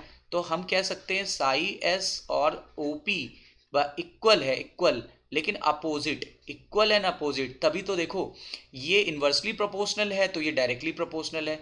मतलब साई एस जो है वही ऑस्मोटिक प्रेशर है, लेकिन साइन कैसे हैं? अपोजिट। मतलब साई एस अगर घटेगा तो ऑस्मोटिक प्रेशर की वैल्यू बढ़ेगी, और अगर साई एस बढ़ेगा तो ऑस्मोटिक प्रेशर की वैल्यू घटेगी। इसीलिए देखिए मैंने दोनों इक्वेशन को टैली भी करा दिया। सल्यूट के बढ़ने से साई एस घटता है, और सल्यूट के घटने से ऑस्मोटिक प्रेशर बढ़ रहा है, इसीलिए टेक्निकली वी कैन से साई एस और ओपी एक ही है बट इक्वल एंड अपोजिट। अभी एनसीईआरटी में हम लोग देखेंगे। आइए एनसीईआरटी देखते हैं बेटा। The plant cell is surrounded by cell membrane. Plant के चारों तरफ सेल मेम्ब्रेन होती है और सेल वॉल भी होता है। चलो, सेलुलोज की सेल वॉल होती है, इसके अंदर सेल मेम्ब्रेन होती है। सेल वॉल तो फ्रीली परमेबल होता है, यानी फुल्ली परमेबल होता है पानी और सब्सटेंसेस के लिए in the solution, hence it is not a barrier to the movement. यानी ये फुल्ली परमेबल है तो किसी भी चीज़ को आने जाने से रोकेगा नहीं। In plant the cell usually containing large vacuole. आपको पता है कि प्लांट में 90% वॉल्यूम ऑक्यूपाई करता है अकेले वैक्यूल। 90% वॉल्यूम ऑक्यूपाई करता है और इसमें बहुत ज़्यादा वाटर स्टोर होता है। वाटर दो जगह स्टोर होता है, एक होता है कहाँ पर, साइटोप्लाज्म में, और एक जगह होता है वैक्यूल में। दो जगह वाटर होता है। तो जब भी कभी सेल से पानी निकलता है बेटा तो पहले साइटोप्लाज्म से निकलेगा और देन कहाँ से निकलेगा, देन निकलता है वैक्यूल से। और आने का भी ऑर्डर वही होता है, पहले साइटोप्लाज्म में आएगा देन वैक्यूल में आएगा। तो देखो क्या लिखा हुआ है, प्लांट के अंदर लार्ज वैक्यूल होती है, कितनी, लगभग 90% तक वॉल्यूम होती है। Whose content the vacuole sap, उसके अंदर वैक्यूल का सैप भरा होता है। Contribute the solute potential to the cell, और वो सल्यूट पोटेंशियल प्रोवाइड करता है। सल्यूट पोटेंशियल इसी की वजह से प्रोवाइड होता है। In plant cell the cell membrane and membrane of the vacuole, vacuole की मेम्ब्रेन को क्या कहते हैं बेटा, टोनोप्लास्ट। ये दोनों मेम्ब्रेन होती है सेलेक्टिवली परमेबल मेम्ब्रेन, इसीलिए तो देखो लिखा है ये टोनोप्लास्ट जो होती है और ये सेल मेम्ब्रेन, ये दोनों क्या डिसाइड करती है द मूवमेंट ऑफ मॉलिक्यूल इन और आउट द सेल। सेल के बाहर मॉलिक्यूल आएंगे या जाएंगे उनका मूवमेंट डिसाइड करेगी, क्योंकि सेलेक्टिवली परमेबल है ना, इसीलिए। Osmosis is the term use to refer specially the diffusion of water. Osmosis में क्या होता है बेटा, डिफ्यूजन ऑफ वाटर। अभी बताया था ना, पानी ही मूव करता है from high concentration to low concentration. किसके थ्रू, डिफरेंशियली या सेलेक्टिवली परमेबल मेम्ब्रेन के थ्रू। ऑस्मोसिस अपने आप होने वाली घटना है बेटा, हम लोग नहीं कराते, अपने आप होने वाली घटना होती है। ठीक है। Net direction and rate of osmosis depend upon the two gradient. एक होता है प्रेशर ग्रेडियंट, कौन सा प्रेशर बेटा, ऑस्मोटिक प्रेशर, और एक कॉन्सेंट्रेशन ग्रेडियंट, किसका कॉन्सेंट्रेशन ग्रेडियंट, वाटर का। लिखा है वाटर हमेशा मूव करेगा from the region of higher chemical potential या water potential to its lower water potential. कब तक जाएगा, जब तक कि इक्विलिब्रियम मेंटेन ना हो जाए। इक्विलिब्रियम पर दोनों चैम्बर का वाटर पोटेंशियल लगभग सेम हो जाएगा। दोनों चैम्बर का वाटर पोटेंशियल कैसा हो जाएगा, सेम। ठीक है, आइए देखें। ये देखो एक बहुत अच्छा क्वेश्चन दिया हुआ है इसमें, इसको समझिए। देखिए एक ये ए चैम्बर है, एक बी चैम्बर है, दोनों को सेलेक्टिवली परमेबल मेम्ब्रेन से सेपरेट कर दिया गया। ठीक है बच्चों, देखो क्या है, क्वेश्चन करोगे तो समझ में आ जाएगा। और सिर्फ दो ही इक्वेशन याद रखिए, साई डब्ल्यू बराबर साई एस, और ये सल्यूट के इन्वर्सली प्रोपोर्शनल होते हैं, और साई डब्ल्यू बराबर साई एस ये प्रेशर के डायरेक्टली प्रोपोर्शनल होता है। बस दो ही इक्वेशन याद रखिए। Solution of which chamber has lower water potential, किसका वाटर पोटेंशियल लोअर है, देखो लगाओ। इसमें सल्यूट क्या है, 1 2 3 4 5, इसमें क्या है, बहुत सारे, 5 से ज़्यादा है।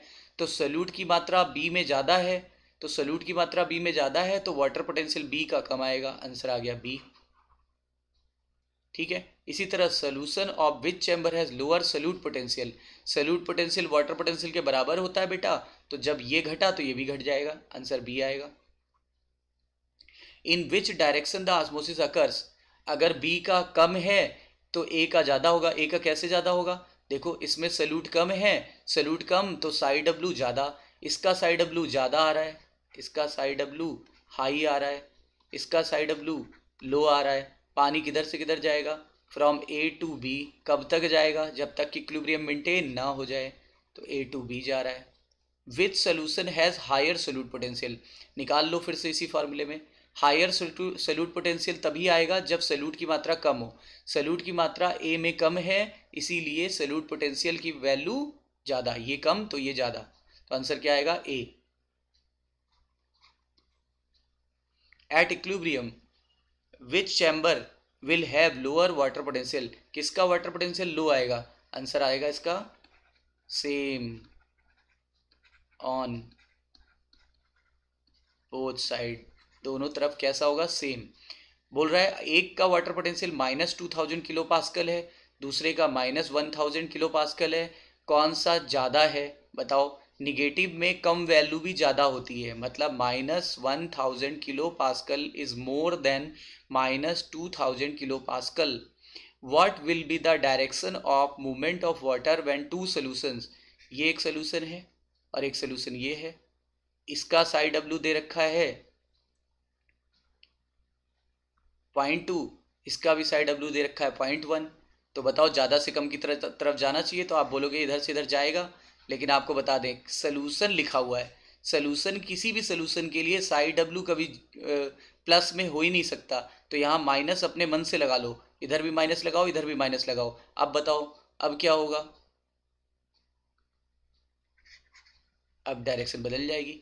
अब ज़्यादा कौन सी वैल्यू है, ज़्यादा वैल्यू है -1, ठीक है। कम कौन सी वैल्यू है, तो कम है ये वाली वैल्यू, तो -1 से -2 की तरफ जाएगा, -1 से -2 की तरफ, ये ऐसे माइनस इसलिए लगाया क्योंकि सोल्यूशन दिया हुआ है, इसीलिए ज़्यादातर बच्चे यहीं पे गलती कर देते हैं। Let us discuss another example where a solution sucrose in the water taken in a funnel. देखो सुक्रोज सोल्यूशन फनल में लिया गया है, ठीक है, and is separated from the pure water, pure water से सेपरेट कर दिया गया जो कि बीकर में भरा हुआ है, ये रहा प्योर वाटर, ये प्योर वाटर है,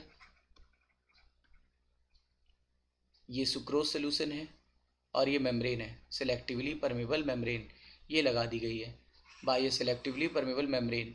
you can get a kind of membrane by the egg, बोल रहे अंडे से भी आप निकाल सकते हो। देखो अंडे को कभी छीलिए उबालने के बाद, तो आप पाओगे कि उसमें जो कैल्शियम कार्बोनेटेड सेल होता है उसके नीचे एक झिल्ली टाइप की पाई जाती है, ठीक है, तो उससे निकाल सकते हैं। लेकिन अगर आपने अंडे को उबाल दिया तो सेल वॉल डैमेज हो जाएगी, मर जाएगी, सेल मर जाएंगी, सेल मर जाएंगी तो फिर वो काम नहीं कर पाएंगी, इसीलिए आपको सेल को उबालना नहीं है, अंडे को बिना उबाले ही इस मेम्ब्रेन को ऑब्टेन करना है। इसके लिए क्या करें, इसके लिए आप पहले अंडे को लो और अंडे में छोटा सा होल कर दो, उसका सारा योक और उसका जो भी वाइट पदार्थ होता है, पीला पदार्थ योक और वाइट पदार्थ एल्ब्यूमिन होता है, उसको छोटे से होल से आप निकाल दो एक एंड से, ये देखो एक एंड से आपने निकाल दिया। अब इस जो बचा हुआ कैल्शियम कार्बोनेट और इसके अंदर झिल्ली होगी, ठीक है, मेम्ब्रेन होगी, उसको आप रख दो कुछ घंटों के लिए डाइल्यूट HCl में। डाइल्यूट HCl में आपको पता होना चाहिए कि HCl कैल्शियम कार्बोनेट को डिजोल्व कर देता है। अब कैल्शियम कार्बोनेट की जो सेल है वो डिजोल्व हो जाएगी, the egg shell dissolve and leaving the membrane intact, आप केवल मेम्ब्रेन ही मेम्ब्रेन बचेगी, जो अंदर मेम्ब्रेन थी ना वो अलग हो जाएगी, और ये सेल मरी भी नहीं और हमारा काम भी हो गया। अब water will move into the funnel, इसी वजह से पानी अंदर आ रहा है फनल में, पानी इसी मेम्ब्रेन की वजह से अंदर आ रहा है, resulting in rise the level of solution. इससे सोल्यूशन का लेवल, पहले देखो दोनों का लेवल बराबर लिया था, लेकिन अब इसका सोल्यूशन का लेवल देखो इधर से इधर उठता चला गया, यानी राइज हो गया फनल में। This will continue till equilibrium reach, ऐसा कब तक होगा, जब तक कि इक्विलिब्रियम मेंटेन ना हो जाए। Sucrose diffuse out through the membrane, in case sucrose does diffuse out through the membrane will the equilibrium be reach, बोल रहा है in case sucrose does diffuse out through the membrane, ठीक है, बोल रहा है अगर मान लो कि सुक्रोज इधर से इधर यहाँ पे आएगा तो क्या इक्विलिब्रियम मेंटेन होगा। In case sucrose does diffuse out through the membrane will this equilibrium reach, तो आंसर आएगा नहीं, ऐसा नहीं होगा, क्योंकि ये इधर आ ही नहीं सकता, क्योंकि जिधर कम वाटर पोटेंशियल है उधर से ज़्यादा हो ही नहीं सकता, ठीक है। अब क्या बोला गया है, एक्सटर्नल प्रेशर आपने अप्लाई कर दिया अपर पार्ट पे, फनल के अपर पार्ट पे अप्लाई कर दिया, जिससे no water diffuse into the funnel through the membrane.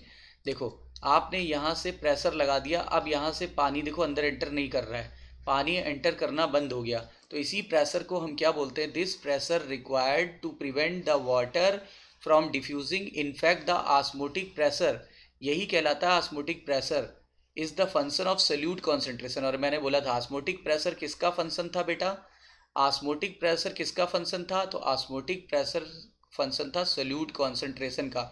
मतलब जितना ज़्यादा सल्यूट कॉन्सेंट्रेशन होगा, याद करो, जितना ज़्यादा सल्यूट कॉन्सेंट्रेशन होगा ऑस्मोटिक प्रेशर उतना ही ज़्यादा होगा। देखो लिखा है more the solute concentration greater will be the pressure. कौन सा प्रेशर ज़्यादा होगा? ऑस्मोटिक प्रेशर ज़्यादा होगा, ठीक है, to prevent water from the diffusing, और उतना ही ज़्यादा प्रेशर आपको लगाना पड़ेगा पानी को रोकने के लिए। न्यूमेरिकली हम क्या कह सकते हैं? ऑस्मोटिक प्रेशर इक्विवेलेंट था किसके? ऑस्मोटिक पोटेंशियल के। बोला था ना, osmotic pressure is equal to osmotic potential या सल्यूट पोटेंशियल, एक ही चीज़ है। सल्यूट पोटेंशियल और ऑस्मोटिक प्रेशर दोनों न्यूमेरिकली बिल्कुल बराबर होते हैं, लेकिन ऑस्मोटिक प्रेशर पॉजिटिव वैल्यू होता है जबकि ऑस्मोटिक पोटेंशियल निगेटिव में होता है। तभी तो दोनों एक दूसरे के अपोजिट हैं, तभी तो दोनों एक दूसरे के अपोजिट हैं। प्रेशर हमेशा पॉजिटिव में इवैल्यूएट किया जाता है और पोटेंशियल हमेशा निगेटिव में इवैल्यूएट किया जाता है, ठीक है बेटा। अब देखो प्लाज्मोलिसिस। देखो ये अनियन की सेल थी। अब अनियन की सेल में आप ध्यान से देखोगे, अनियन की सेल से ये जो पर्पल कलर वाला है ये है साइटोप्लाज्म। अब आप देख रहे हो, अभी देखिएगा एनिमेशन दोबारा, ये देखिए ये पर्पल कलर सिकुड़ जाएगा। पर्पल कलर सिकुड़ जाएगा, सिकुड़ क्यों गया? क्योंकि पानी निकल गया है। किसी भी सेल से पानी निकल जाने की प्रक्रिया को प्लाज्मोलिसिस कहते हैं। किसी भी सेल से पानी के निकल जाने की प्रक्रिया को क्या कहते हैं? प्लाज्मोलिसिस। देखो, और सेल से ये सेल वॉल है, ये सेल मेम्ब्रेन है, यहाँ से वाटर निकल जाएगा। पहले वाटर कहाँ से निकलेगा? First comes from cytoplasm and then from vacuole,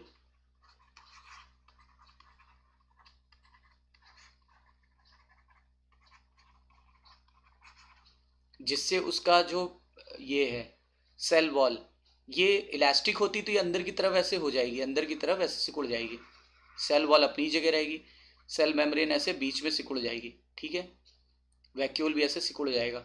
तो इसी प्रक्रिया को बोलते हैं प्लाज्मोलिसिस। प्लाज्मोलिसिस प्रोटोप्लाज्म का श्रिंक कर जाना और अपने सेल वॉल को छोड़ करके सेंट्रलाइज हो जाना, ये कहलाता है प्लाज्मोलिसिस। इसका मेन कारण होता है एक्सोऑस्मोसिस, पानी का बाहर आना एक्सोऑस्मोसिस कहलाता है। ऐसा कब होगा? सोच के देखो, सोच के देखो। जब हमने एक सेल को, हमने एक प्लांट सेल को, ये प्लांट सेल थी, ये उसका वैक्यूल है, ये साइटोप्लाज्म वगैरह है, ठीक है। अब हमने इसको रख दिया है कहाँ पे? पानी देखो बाहर आ रहा है। पानी बाहर तभी आएगा बेटा जब आपको अच्छे से आपने पढ़ लिया, पानी की दिशा होती है high psi W to low psi W. High psi W से लेकर के लो साई डब्ल्यू, एच और एल मैंने लिखा है। तो पानी बाहर आ रहा है, मतलब अंदर का साई डब्ल्यू कैसा है? हाई। बाहर का साई डब्ल्यू लो है। बाहर का साई डब्ल्यू लो करना है बेटा, तो वो इक्वेशन लगा लो, psi W is inversely proportional to solute. यानी सल्यूट अगर ज़्यादा होगा बाहर की तरफ तो साई डब्ल्यू काफ़ी कम आएगा। अगर सल्यूट ज़्यादा होगा, यानी किसी भी सोल्यूशन में सल्यूट ज़्यादा होगा तो वो कॉन्सेंट्रेटेड होगा, और अगर कॉन्सेंट्रेटेड होगा तो हाइपरटॉनिक बोलेंगे। हाइपरटॉनिक यानी जब किसी सेल को हम हाइपरटॉनिक सोल्यूशन में रखते हैं तो उसका पानी बाहर आने लगता है। इस प्रक्रिया को एक्सोऑस्मोसिस कहते हैं, और इसी की वजह से इसका प्रोटोप्लाज्म श्रिंक कर जाता है और सेंट्रलाइज हो जाता है, ठीक है। इसी को प्लाज्मोलिसिस कहते हैं, ठीक है। देखिए, अगर हमने किसी सेल को, जो नॉर्मल सेल थी, हमने उसको हाइपोटॉनिक सोल्यूशन में रख दिया। हाइपोटॉनिक क्या होता है? डाइल्यूट। अच्छा, अगर सोल्यूशन डाइल्यूट है तो उसमें सल्यूट की मात्रा कम होगी। अगर सल्यूट की मात्रा कम होगी तो साई डब्ल्यू लगाइए, क्या होगा? बाहर का साई डब्ल्यू बताइए। बाहर का साई डब्ल्यू लेस आएगा, नहीं, सल्यूट कम है तो ज़्यादा आएगा, मोर आएगा। इसकी तुलना में सेल का साई डब्ल्यू लेस होगा। अब आप बताओ, पानी किधर से किधर आएगा? अंदर। कब तक आएगा? जब तक इक्विलिब्रियम मेंटेन ना हो जाए। इससे सेल क्या होगी? टर्जिड हो जाएगी। तो देखो क्या लिखा हुआ है, जब किसी सेल को हमने हाइपोटॉनिक सोल्यूशन यानी डाइल्यूट सोल्यूशन में डाला तो क्या होगा? चूंकि डाइल्यूट है सोल्यूशन तो उसमें सल्यूट की मात्रा कम होगी। सल्यूट की मात्रा कम तो साई डब्ल्यू ज़्यादा आएगा, तो बाहर का साई डब्ल्यू ज़्यादा आ रहा है। अंदर का साई डब्ल्यू उसकी तुलना से कम होगा, निकालने की जरूरत ही नहीं है। अब बेटा क्या होगा, पानी अंदर की तरफ आएगा। पानी अंदर की तरफ आएगा तो पहले साइटोप्लाज्म में आएगा, फिर वैक्यूल में आएगा, दोनों ही फूल जाएंगी और इस फूले हुई सेल को बोलते हैं टर्जिड या नॉर्मल सेल। ठीक है, अगर हमने किसी भी सेल, इस तरह की सेल या किसी भी तरीके की सेल को या नॉर्मल सेल को हमने क्या किया है, आइसोटोनिक सोल्यूशन में रखा है।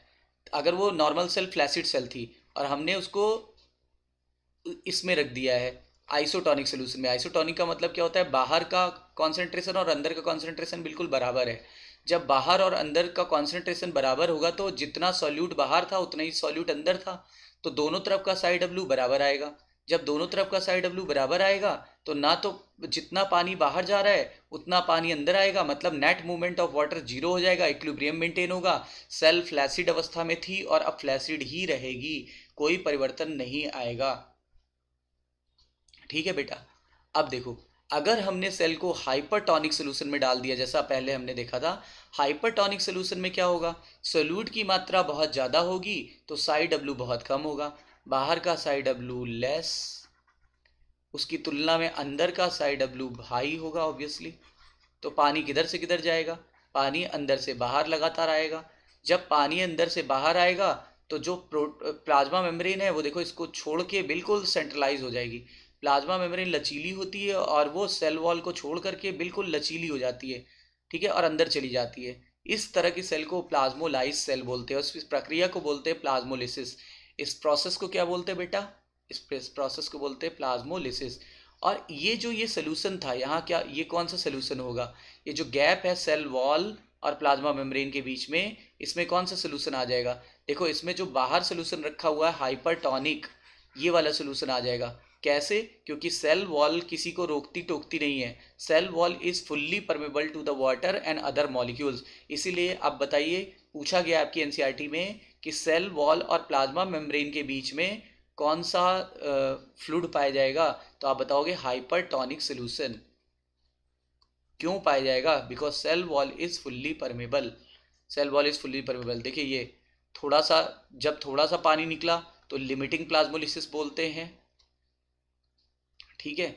और जब कॉर्नर को छोड़ के कॉर्नर से पानी निकल गया तो कॉर्नर की सेल वॉल जो होती है वहाँ से जो सेल मेम्ब्रेन थी वो छोड़ के अंदर आ गई, ये देखिए इस तरीके से श्रिंक हो गई, कोना कोना छोड़ दिया उसने।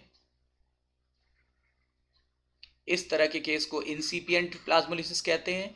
और जब पूरी ही छोड़ के सेंट्रलाइज हो जाए, जब पूरी ही छोड़ के किसी एक तरफ आ जाए, सेंट्रलाइज हो जाए, तब इसको बोलते हैं एविडेंट प्लाज्मोलिसिस। इसलिए फार्मूला याद रखना, लाई का मतलब होता है लिमिटिंग, शुरुआती वाले को लिमिटिंग बोलते हैं जब कोने छोड़ दे, जब प्लाज्मा मेम्ब्रेन कोनों को छोड़ देती है तो बोलते हैं इंसिपिएंट, और जब बिल्कुल most of the part cell का छोड़ देती है तब इसको बोलते हैं एविडेंट, यानी मैक्सिमम प्लाज्मोलिसिस हो चुकी है। बेटा आप देखो, ये देखो बाहर की तरफ क्या है, यहाँ पे हाइपरटोनिक सोल्यूशन है। अगर हाइपरटोनिक सोल्यूशन है और हमने एक आरबीसी सेल को रख दिया यहाँ पे, हमने एक आरबीसी सेल को यहाँ रख दिया, तो बाहर का साई डब्ल्यू कैसा होगा, लो होगा। अंदर का कैसा होगा बेटा, इसकी तुलना में हाई होगा।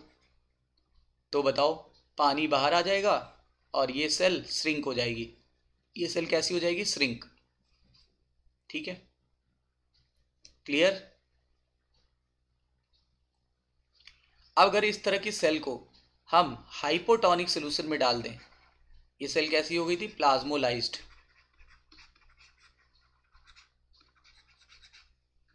प्लाज्मोलाइज्ड सेल को हम हाइपोटोनिक सोल्यूशन में डाल देते हैं।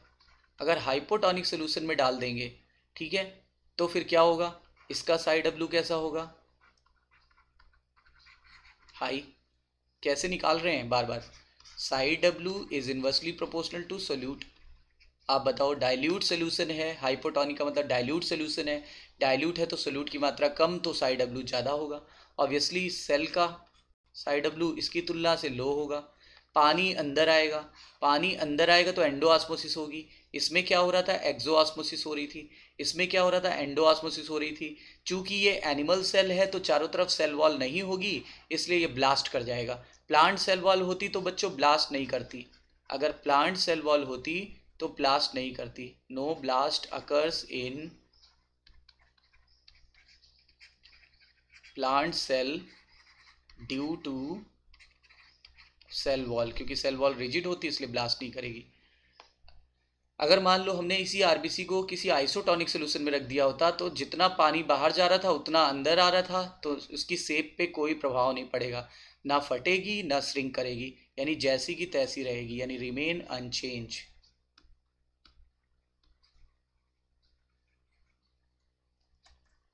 ठीक है बेटा, देखो क्या लिखा है, the behaviour of plant cell with the regard of water movement depends upon the surrounding solution.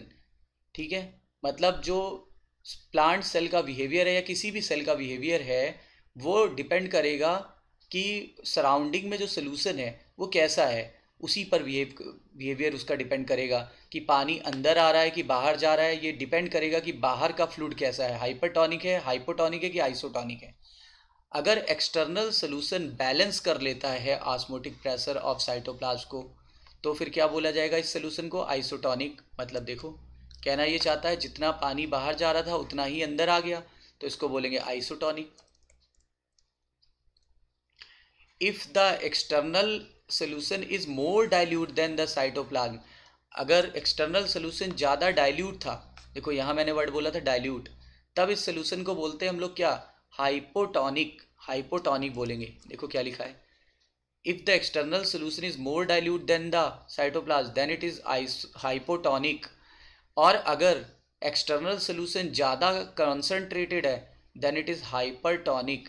Cell swell कर जाती है, कब स्वेल करी थी, हाइपोटोनिक में, और श्रिंक कर जाती है कब, हाइपरटोनिक में। ये देखो यहाँ पे सेल श्रिंक कर गई थी, श्रिंक कर जाने को बोला था प्लाज्मोलाइज सेल, और यहाँ पे सेल स्वेल कर गई थी। स्वेल कब करेगी, प्लांट सेल की बात कर रहा है, ठीक है, प्लांट सेल की बात कर रहा है तो स्वेल करेगी। लेकिन अगर एनिमल सेल होता तो बर्स्ट कर जाती, एनिमल सेल हो जाता तो क्या हो जाती, बर्स्ट कर जाती। देखो plasmolysis occurs when water moves out of the cell. Plasmolysis कब हुआ था, जब सेल से पानी बाहर आया था। ये देखो प्लाज्मोलाइज तभी होती है सेल जब सेल से पानी बाहर आ जाए। And the cell membrane of the plant shrink away from its cell wall, और सेल मेम्ब्रेन देखो ये अवे चली गई, काफ़ी अंदर चली गई, दूर चली गई। ये सेल वॉल ये रहा और ये अंदर काफ़ी चली गई श्रिंक होकर के। This occurs when the cell placed in the solution that is hypertonic. ऐसा तभी होगा जब बाहर का सोल्यूशन कैसा हो, हाइपरटोनिक। जब सेल को हाइपरटोनिक सोल्यूशन में रखा जाता है तो इसका जो प्लाज्मा मेम्ब्रेन है वो श्रिंक कर जाता है और प्रोटोप्लास्ट सिकुड़ जाता है। ठीक है, ये देखो व्हेन वाटर मूव्स आउट, पानी जब भी बाहर आता है तो सबसे पहले कहाँ से निकला था पानी, साइटोप्लाज्म से। सबसे पहले साइटोप्लाज्म से निकला था, फिर कहाँ से निकला था, वैक्यूल से, देन फ्रॉम वैक्यूल, बताया था आपको। The water then withdraw out of the cell through the diffusion into the extra cellular fluid causes the protoplast shrink away from the wall. इससे प्रोटोप्लास्ट बिल्कुल सिकुड़ गया था। ये देखो प्रोटोप्लास्ट पूरा सिकुड़ गया, ग्रीन कलर का प्रोटोप्लास्ट जो है श्रिंक हो गया, और इस तरह की सेल को हम बोलेंगे प्लाज्मोलाइज सेल, और इस पूरी प्रोसेस को बोलते हैं plasmolysis. The movement of water occurred across the membrane moving from the high water potential to an lower water potential of the cell. बोलते कोई भी मूवमेंट होगा हमेशा होता है from higher side W to lower side W, इसीलिए आप इसको रटो नहीं। आपको बता दिया था कि कैसे किधर से किधर पानी जाएगा, हाई साइड डब्लू से लो साइड डब्लू। अच्छा मान लो ये सेल अब सिकुड़ चुकी है, जब सेल सिकुड़ जाती तो फ्लैसिड बोलते हैं। अब हमने इसको आइसोटोनिक सोल्यूशन में डाल दिया, इस फ्लैसिड सेल को हमने आइसोटोनिक सोल्यूशन में डाल दिया। आइसोटोनिक का फंडा क्या है, जितना वाटर अंदर जा रहा है उतने ही वाटर मॉलिक्यूल बाहर आ गए, मतलब सेल की सेहत पे कोई प्रभाव नहीं पड़ेगा। सेल फ्लैसिड है तो फ्लैसिड ही रहेगी, कोई फर्क नहीं पड़ेगा। और अगर हमने इस प्लाज्मोलाइज सेल को इस सोल्यूशन में रख दिया हाइपोटोनिक यानी डाइल्यूट सोल्यूशन में, तो अब एंडोऑस्मोसिस होने लगेगी, क्योंकि बाहर है डाइल्यूट सोल्यूशन तो यहाँ का साइड डब्ल्यू कैसा आएगा, यहाँ का साई डब्ल्यू आ जाएगा हाई, और अंदर का साई डब्ल्यू कैसा होगा इसकी तुलना में, लो। तो पानी कहाँ से कहाँ जाएगा, बाहर से अंदर। जो सेल्फ फ्लैसिड थी अब वो धीरे धीरे फूल जाएगी, फूल जाने को क्या बोलते हैं, टर्जिड। देखो क्या लिखा है, what occupies the space between the cell wall and shrunken protoplasm in the plasmolysed cell। देखो क्या बताया था, बताओ। यहाँ इसके सेल वॉल और जो प्लाज्मोलाइज सेल थी उसके सेल वॉल और प्लाज्मा मेम्ब्रेन के बीच में क्या पाया जाएगा, आंसर हाइपरटोनिक सोल्यूशन। आंसर आ जाएगा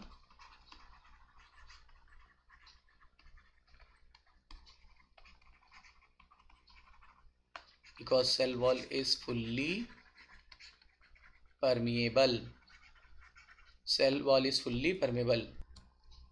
अब आगे चलिए, when the cell is placed in isotonic solution there is no net flow of water towards the in और आउटसाइड। जब हमने इस तरह की प्लाज्मोलाइज सेल या फ्लैसिड सेल को हमने कहाँ रखा था, आइसोटोनिक में, तो नेट मूवमेंट जीरो हो गया था।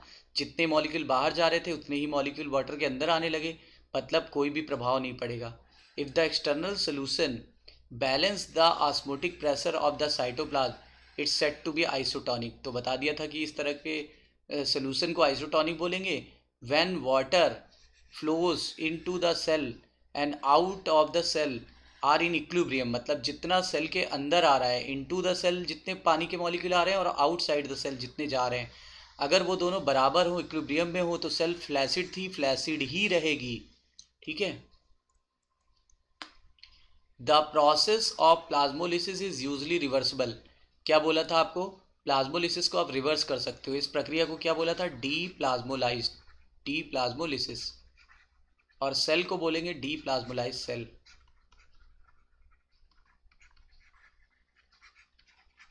लेकिन एक बात जान लीजिए, प्रोसेस को तभी रिवर्स कर सकते हैं till then cell is alive, cell जब तक जिंदा है। एक बार सेल की डेथ हो गई तो ये प्रक्रिया रुक जाएगी। When the cell are placed in the hypotonic solution, देखो हाइपोटोनिक क्या होता है, जिसका वाटर पोटेंशियल हाई हो, या जो सोल्यूशन कैसा हो, डाइल्यूट। ठीक है, किसकी तुलना में, साइटोप्लाज्म की तुलना में। तो पानी डिफ्यूज होकर के सेल के अंदर आएगा और साइटोप्लाज्म के अंदर वो प्रेशर जनरेट करेगा। ये प्रेशर सेल वॉल पे पड़ेगा, बताया था ना आपको। ये देखो ऐसे बताया था कि जब भी कभी वाटर एंट्री करता है तो ये प्लाज्मा मेम्ब्रेन चारों तरफ प्रेशर क्रिएट करने लगती है, and this pressure is known as turgor pressure, या फिर मॉडर्न टर्मिनोलॉजी में साई पी कहते हैं। लिखा है that is known as turgor pressure, या मॉडर्न टर्मिनोलॉजी में साई पी कहते हैं। The pressure exerted by the protoplasm due to the entry of water against the rigid cell wall is called as pressure potential या SIP। देखो cell wall के ऊपर plasma membrane या protoplasm जितना pressure डाल रहा है, जितना धक्का दे रहा है अंदर से बाहर की तरफ, उसी को बोलते हैं हम लोग SIP। Because the rigidity of cell wall rigid होती है, इसीलिए सेल डू नॉट रप्चर। कौन सी सेल रप्चर नहीं होती बेटा, याद रखो, प्लांट सेल रप्चर नहीं होती है। एनिमल सेल तो रप्चर हो जाएगी, उसकी तो धज्जियाँ उड़ जाएंगी। तो this TP is ultimately responsible for enlargement and extension growth of the cell. मतलब प्लांट में टर्गर प्रेशर मदद करता है, हम लोगों में तो टर्गर प्रेशर ग्रोथ और इनलार्जमेंट नहीं करा पाएगा। क्यों नहीं करा पाएगा, क्योंकि हमारी सेल बर्स्ट हो जाएगी, लेकिन प्लांट में करा लेता है। तो टर्गर प्रेशर के कारण ही प्लांट में क्या होता है, इनलार्जमेंट ऑफ द सेल, या फिर extension and growth of the cell, extension and growth of the cell. बोला गया what would be the psi P of flaccid cell. जब सेल श्रिंकन थी तो उसमें पानी तो था नहीं, इसमें वाटर की कमी थी। जब वाटर की कमी थी तो ये किस अवस्था में रहा होगा, ये प्लाज्मोलाइज सेल थी। जब प्लाज्मोलाइज सेल थी तो हम कह सकते हैं उसी को तो फ्लैसिड सेल कहते हैं। तो इसका मतलब उसमें क्या होगा, उसमें क्या होगा, साइपी जीरो था। Psi P of a flaccid cell is zero. लिखा है which organism other than the plant possess cell wall. Fungi में सेल वॉल होती है बेटा, बैक्टीरिया में सेल वॉल होती है, एक्सेप्ट माइकोप्लाज्मा। सभी बैक्टीरिया में होती है एक्सेप्ट माइकोप्लाज्मा। ठीक है, तो फंजाई में सेल वॉल होती है, बैक्टीरिया में सेल वॉल होती है, और प्लांट में तो होती ही है, आपने पढ़ा ही होगा। ठीक है, इनहिबिशन क्या होता है बेटा, इम्बिबिशन क्या होता है, सॉरी, इम्बिबिशन क्या होता है? देखो, किसी भी हाइड्रोकोलाइडल सब्सटेंस द्वारा, किसी भी हाइड्रोकोलाइडल सब्सटेंस द्वारा पानी के एब्जॉर्ब करने की प्रक्रिया को ही क्या बोलते हैं? इसी को बोलते हैं हम लोग इनहिबिशन। ये देखो, ये मान लो हाइड्रोकोलाइडल सब्सटेंस है, ये देखो ग्रे कलर का है, ये है हाइड्रोकोलाइडल सब्सटेंस।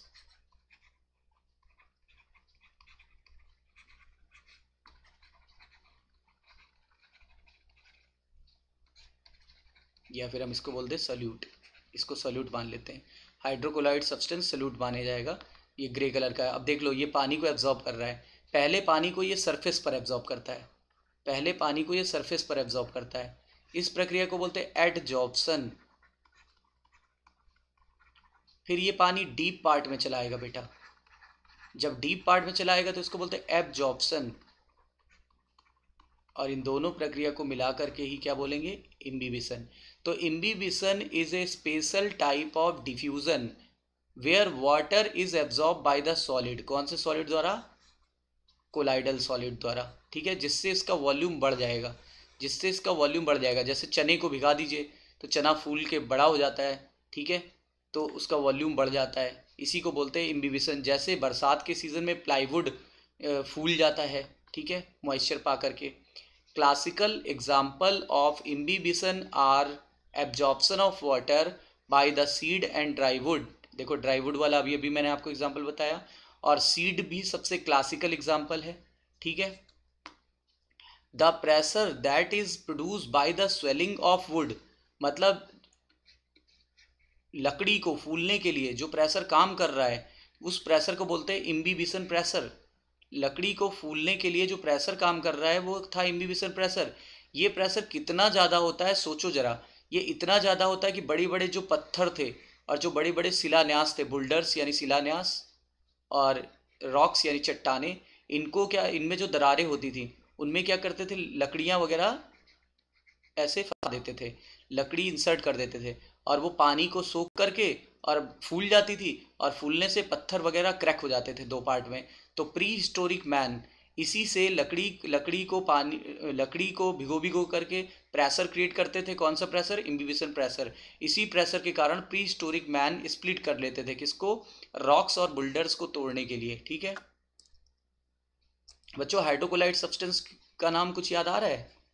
एल्गी में पढ़ा था, ब्राउन एल्गी नाम था एल्जिन, और रेड एल्गी नाम था कैराजिनिन, ठीक है। अब देखो, absorption of water by the solid is known as imbibition.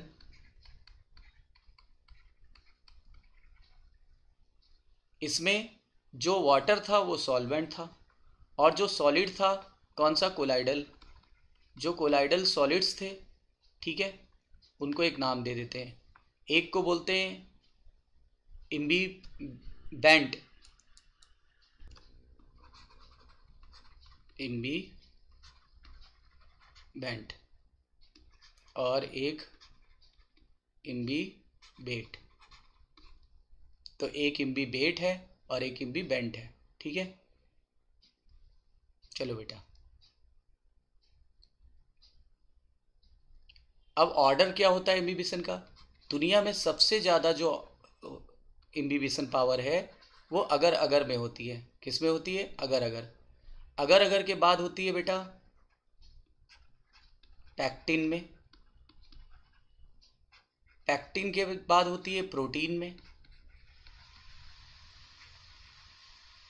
ठीक है, प्रोटीन के बाद स्टार्च में, स्टार्च के बाद सेलुलोज में, सबसे कम होती है लिग्निन और सुबेरिन में, लिग्निन और सुबेरिन में सबसे कम होती है, ठीक है। तो दुनिया में सबसे ज़्यादा इम्बिबिशन पावर होती है अगर अगर, ठीक है। और निकाला किससे था अगर अगर हम लोग ने? Red algae, Rhodophyceae, red algae कौन सी? ग्रेसिलेरिया और जिलीडियम, ग्रेसिलेरिया और जिलीडियम। और अगर अगर को हम लोग ने यूज़ किया था कल्चर मीडियम के लिए, ठीक है, किसी चीज़ को कल्चर करने के लिए। लिखा है अगर इम्बिबिशन प्रेशर नहीं होता, एनसीईआरटी में आ गए, अगर इम्बिबिशन प्रेशर नहीं होता तो बीज कभी अंकुरित नहीं होते, बीज से छोटा पौधा कभी बाहर नहीं आ पाता। ये देखो, ये बीज है और इम्बिबिशन के कारण ही छोटा पौधा बाहर आया, इसलिए इसको बोलते हैं सीडलिंग। जो छोटा पौधा बाहर आता है उसको सीडलिंग बोलते हैं। ये देखिए, ये ड्राई सीड को हमने पानी में भिगो दिया और ये फूल गया। फूलने के बाद मिट्टी में जो है, ये मिट्टी के अंदर का दिखाया जा रहा है, ये मिट्टी है, सॉइल।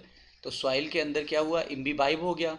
इम्बिबाइब होने के बाद फिर क्या हुआ, इससे सीडलिंग बाहर आ गई। तो यदि इम्बिबिशन प्रेशर नहीं होता तो ये सीड कभी अंकुरित ही नहीं होते। They probably would not have been able to establish, तो कभी सीड स्टैब्लिश ही नहीं हो पाते। Imbibition is also diffusion of water, इसमें भी पानी का डिफ्यूजन ही होता है। हमेशा कहाँ होता है, पानी बाहर ज़्यादा है तो इस तरफ वाटर पोटेंशियल 0 मान लो, अंदर पानी बहुत कम है मतलब इस तरफ सीड के अंदर का वाटर पोटेंशियल नेगेटिव मान लो, तो पानी कहाँ से कहाँ जाएगा, फ्रॉम हाई टू लो, यानी कि इसमें भी पानी के कॉन्सेंट्रेशन के अलॉन्ग ही जाएगा। The seed and other such material have almost no water, लगभग उसमें ना के बराबर पानी होता है। Hence they absorb water easily, यानी पानी बहुत तेजी से एब्जॉर्ब कर लेते हैं। Water potential gradient between the absorbent and liquid imbibed is essential for imbibition. अब क्या क्या कहा जा रहा है बच्चों, घरों में हम लोग क्या करते हैं, छोले भिगाते हैं, और घरों में हम लोग चावल को भी भिगा दें। अब बताओ, छोले ज़्यादा फूलते हैं कि चावल? छोले, क्योंकि छोला क्या है, छोला प्रोटीन होता है बेटा। छोला क्या है, दाल है, पल्सेस आर प्रोटीन, तो इसकी इम्बिबिशन पावर ज़्यादा है। और चावल क्या है बेटा, चावल है स्टार्च, तो इसकी इम्बिबिशन पावर, प्रोटीन की इम्बिबिशन पावर स्टार्च से ज़्यादा होती है। अभी ऑर्डर मैंने बताया था, इसका मतलब यही कह रहा है सिर्फ। और देखो, पानी तो दोनों में एक ही है ना, फिर छोले ज़्यादा फूल गए और चावल कम, उसका कारण था कि जो सब्सटेंसेस है ना उस पर भी डिपेंड कर रहा है। Water gradient between the absorbent and liquid imbibe, ये भी डिपेंड कर रहा है किस में भिगाया गया है और किस मटेरियल को भिगाया गया है, इस पर भी डिपेंड कर रहा है। In addition, for any substance to imbibed liquid, affinity between the absorbent and the liquid is also a prerequisite, यानी इसका मतलब होता है आवश्यक शर्त, ठीक है, कंडीशन, आवश्यक शर्त या कंडीशन। उसने बोला है कि किस मटेरियल को, जैसे मान लो हमने छोले को हमने गर्म पानी में भिगा दिया, चलो गर्म पानी मत बोलो, ऐसे बोलो, चीनी के पानी में हमने छोले को भिगा दिया। एक्सपेरिमेंट कर रहे हैं, चीनी के पानी में छोले को भिगा दिया, ए वाले केस में। बी वाले केस में हमने क्या किया, नॉर्मल पानी में छोले को भिगाया। अब बताओ ये पानी कैसा है, कॉन्सेंट्रेटेड, और ये पानी कैसा है, बिल्कुल प्योर। तो अब आप बताओ ये वाले छोले जल्दी फूल जाएंगे कि ये वाले, तो बी वाले छोले जल्दी फूल जाएंगे। इसका मतलब किस मटेरियल को आप डुबा रहे हो या इम्बाइब करा रहे हो और किस मीडियम में इम्बाइब करा रहे हो, ये भी एक आवश्यक शर्त है, ठीक है। तो ये बेटा समझ में आ गया होगा। तो बार बार वीडियो देखते रहिए, लाइक सब्सक्राइब और शेयर ज़रूर करिए, और बेटा अपना ध्यान रखिए। All the best. फिर हम लोग मिलते हैं लेक्चर 3 में। Take care, all the best.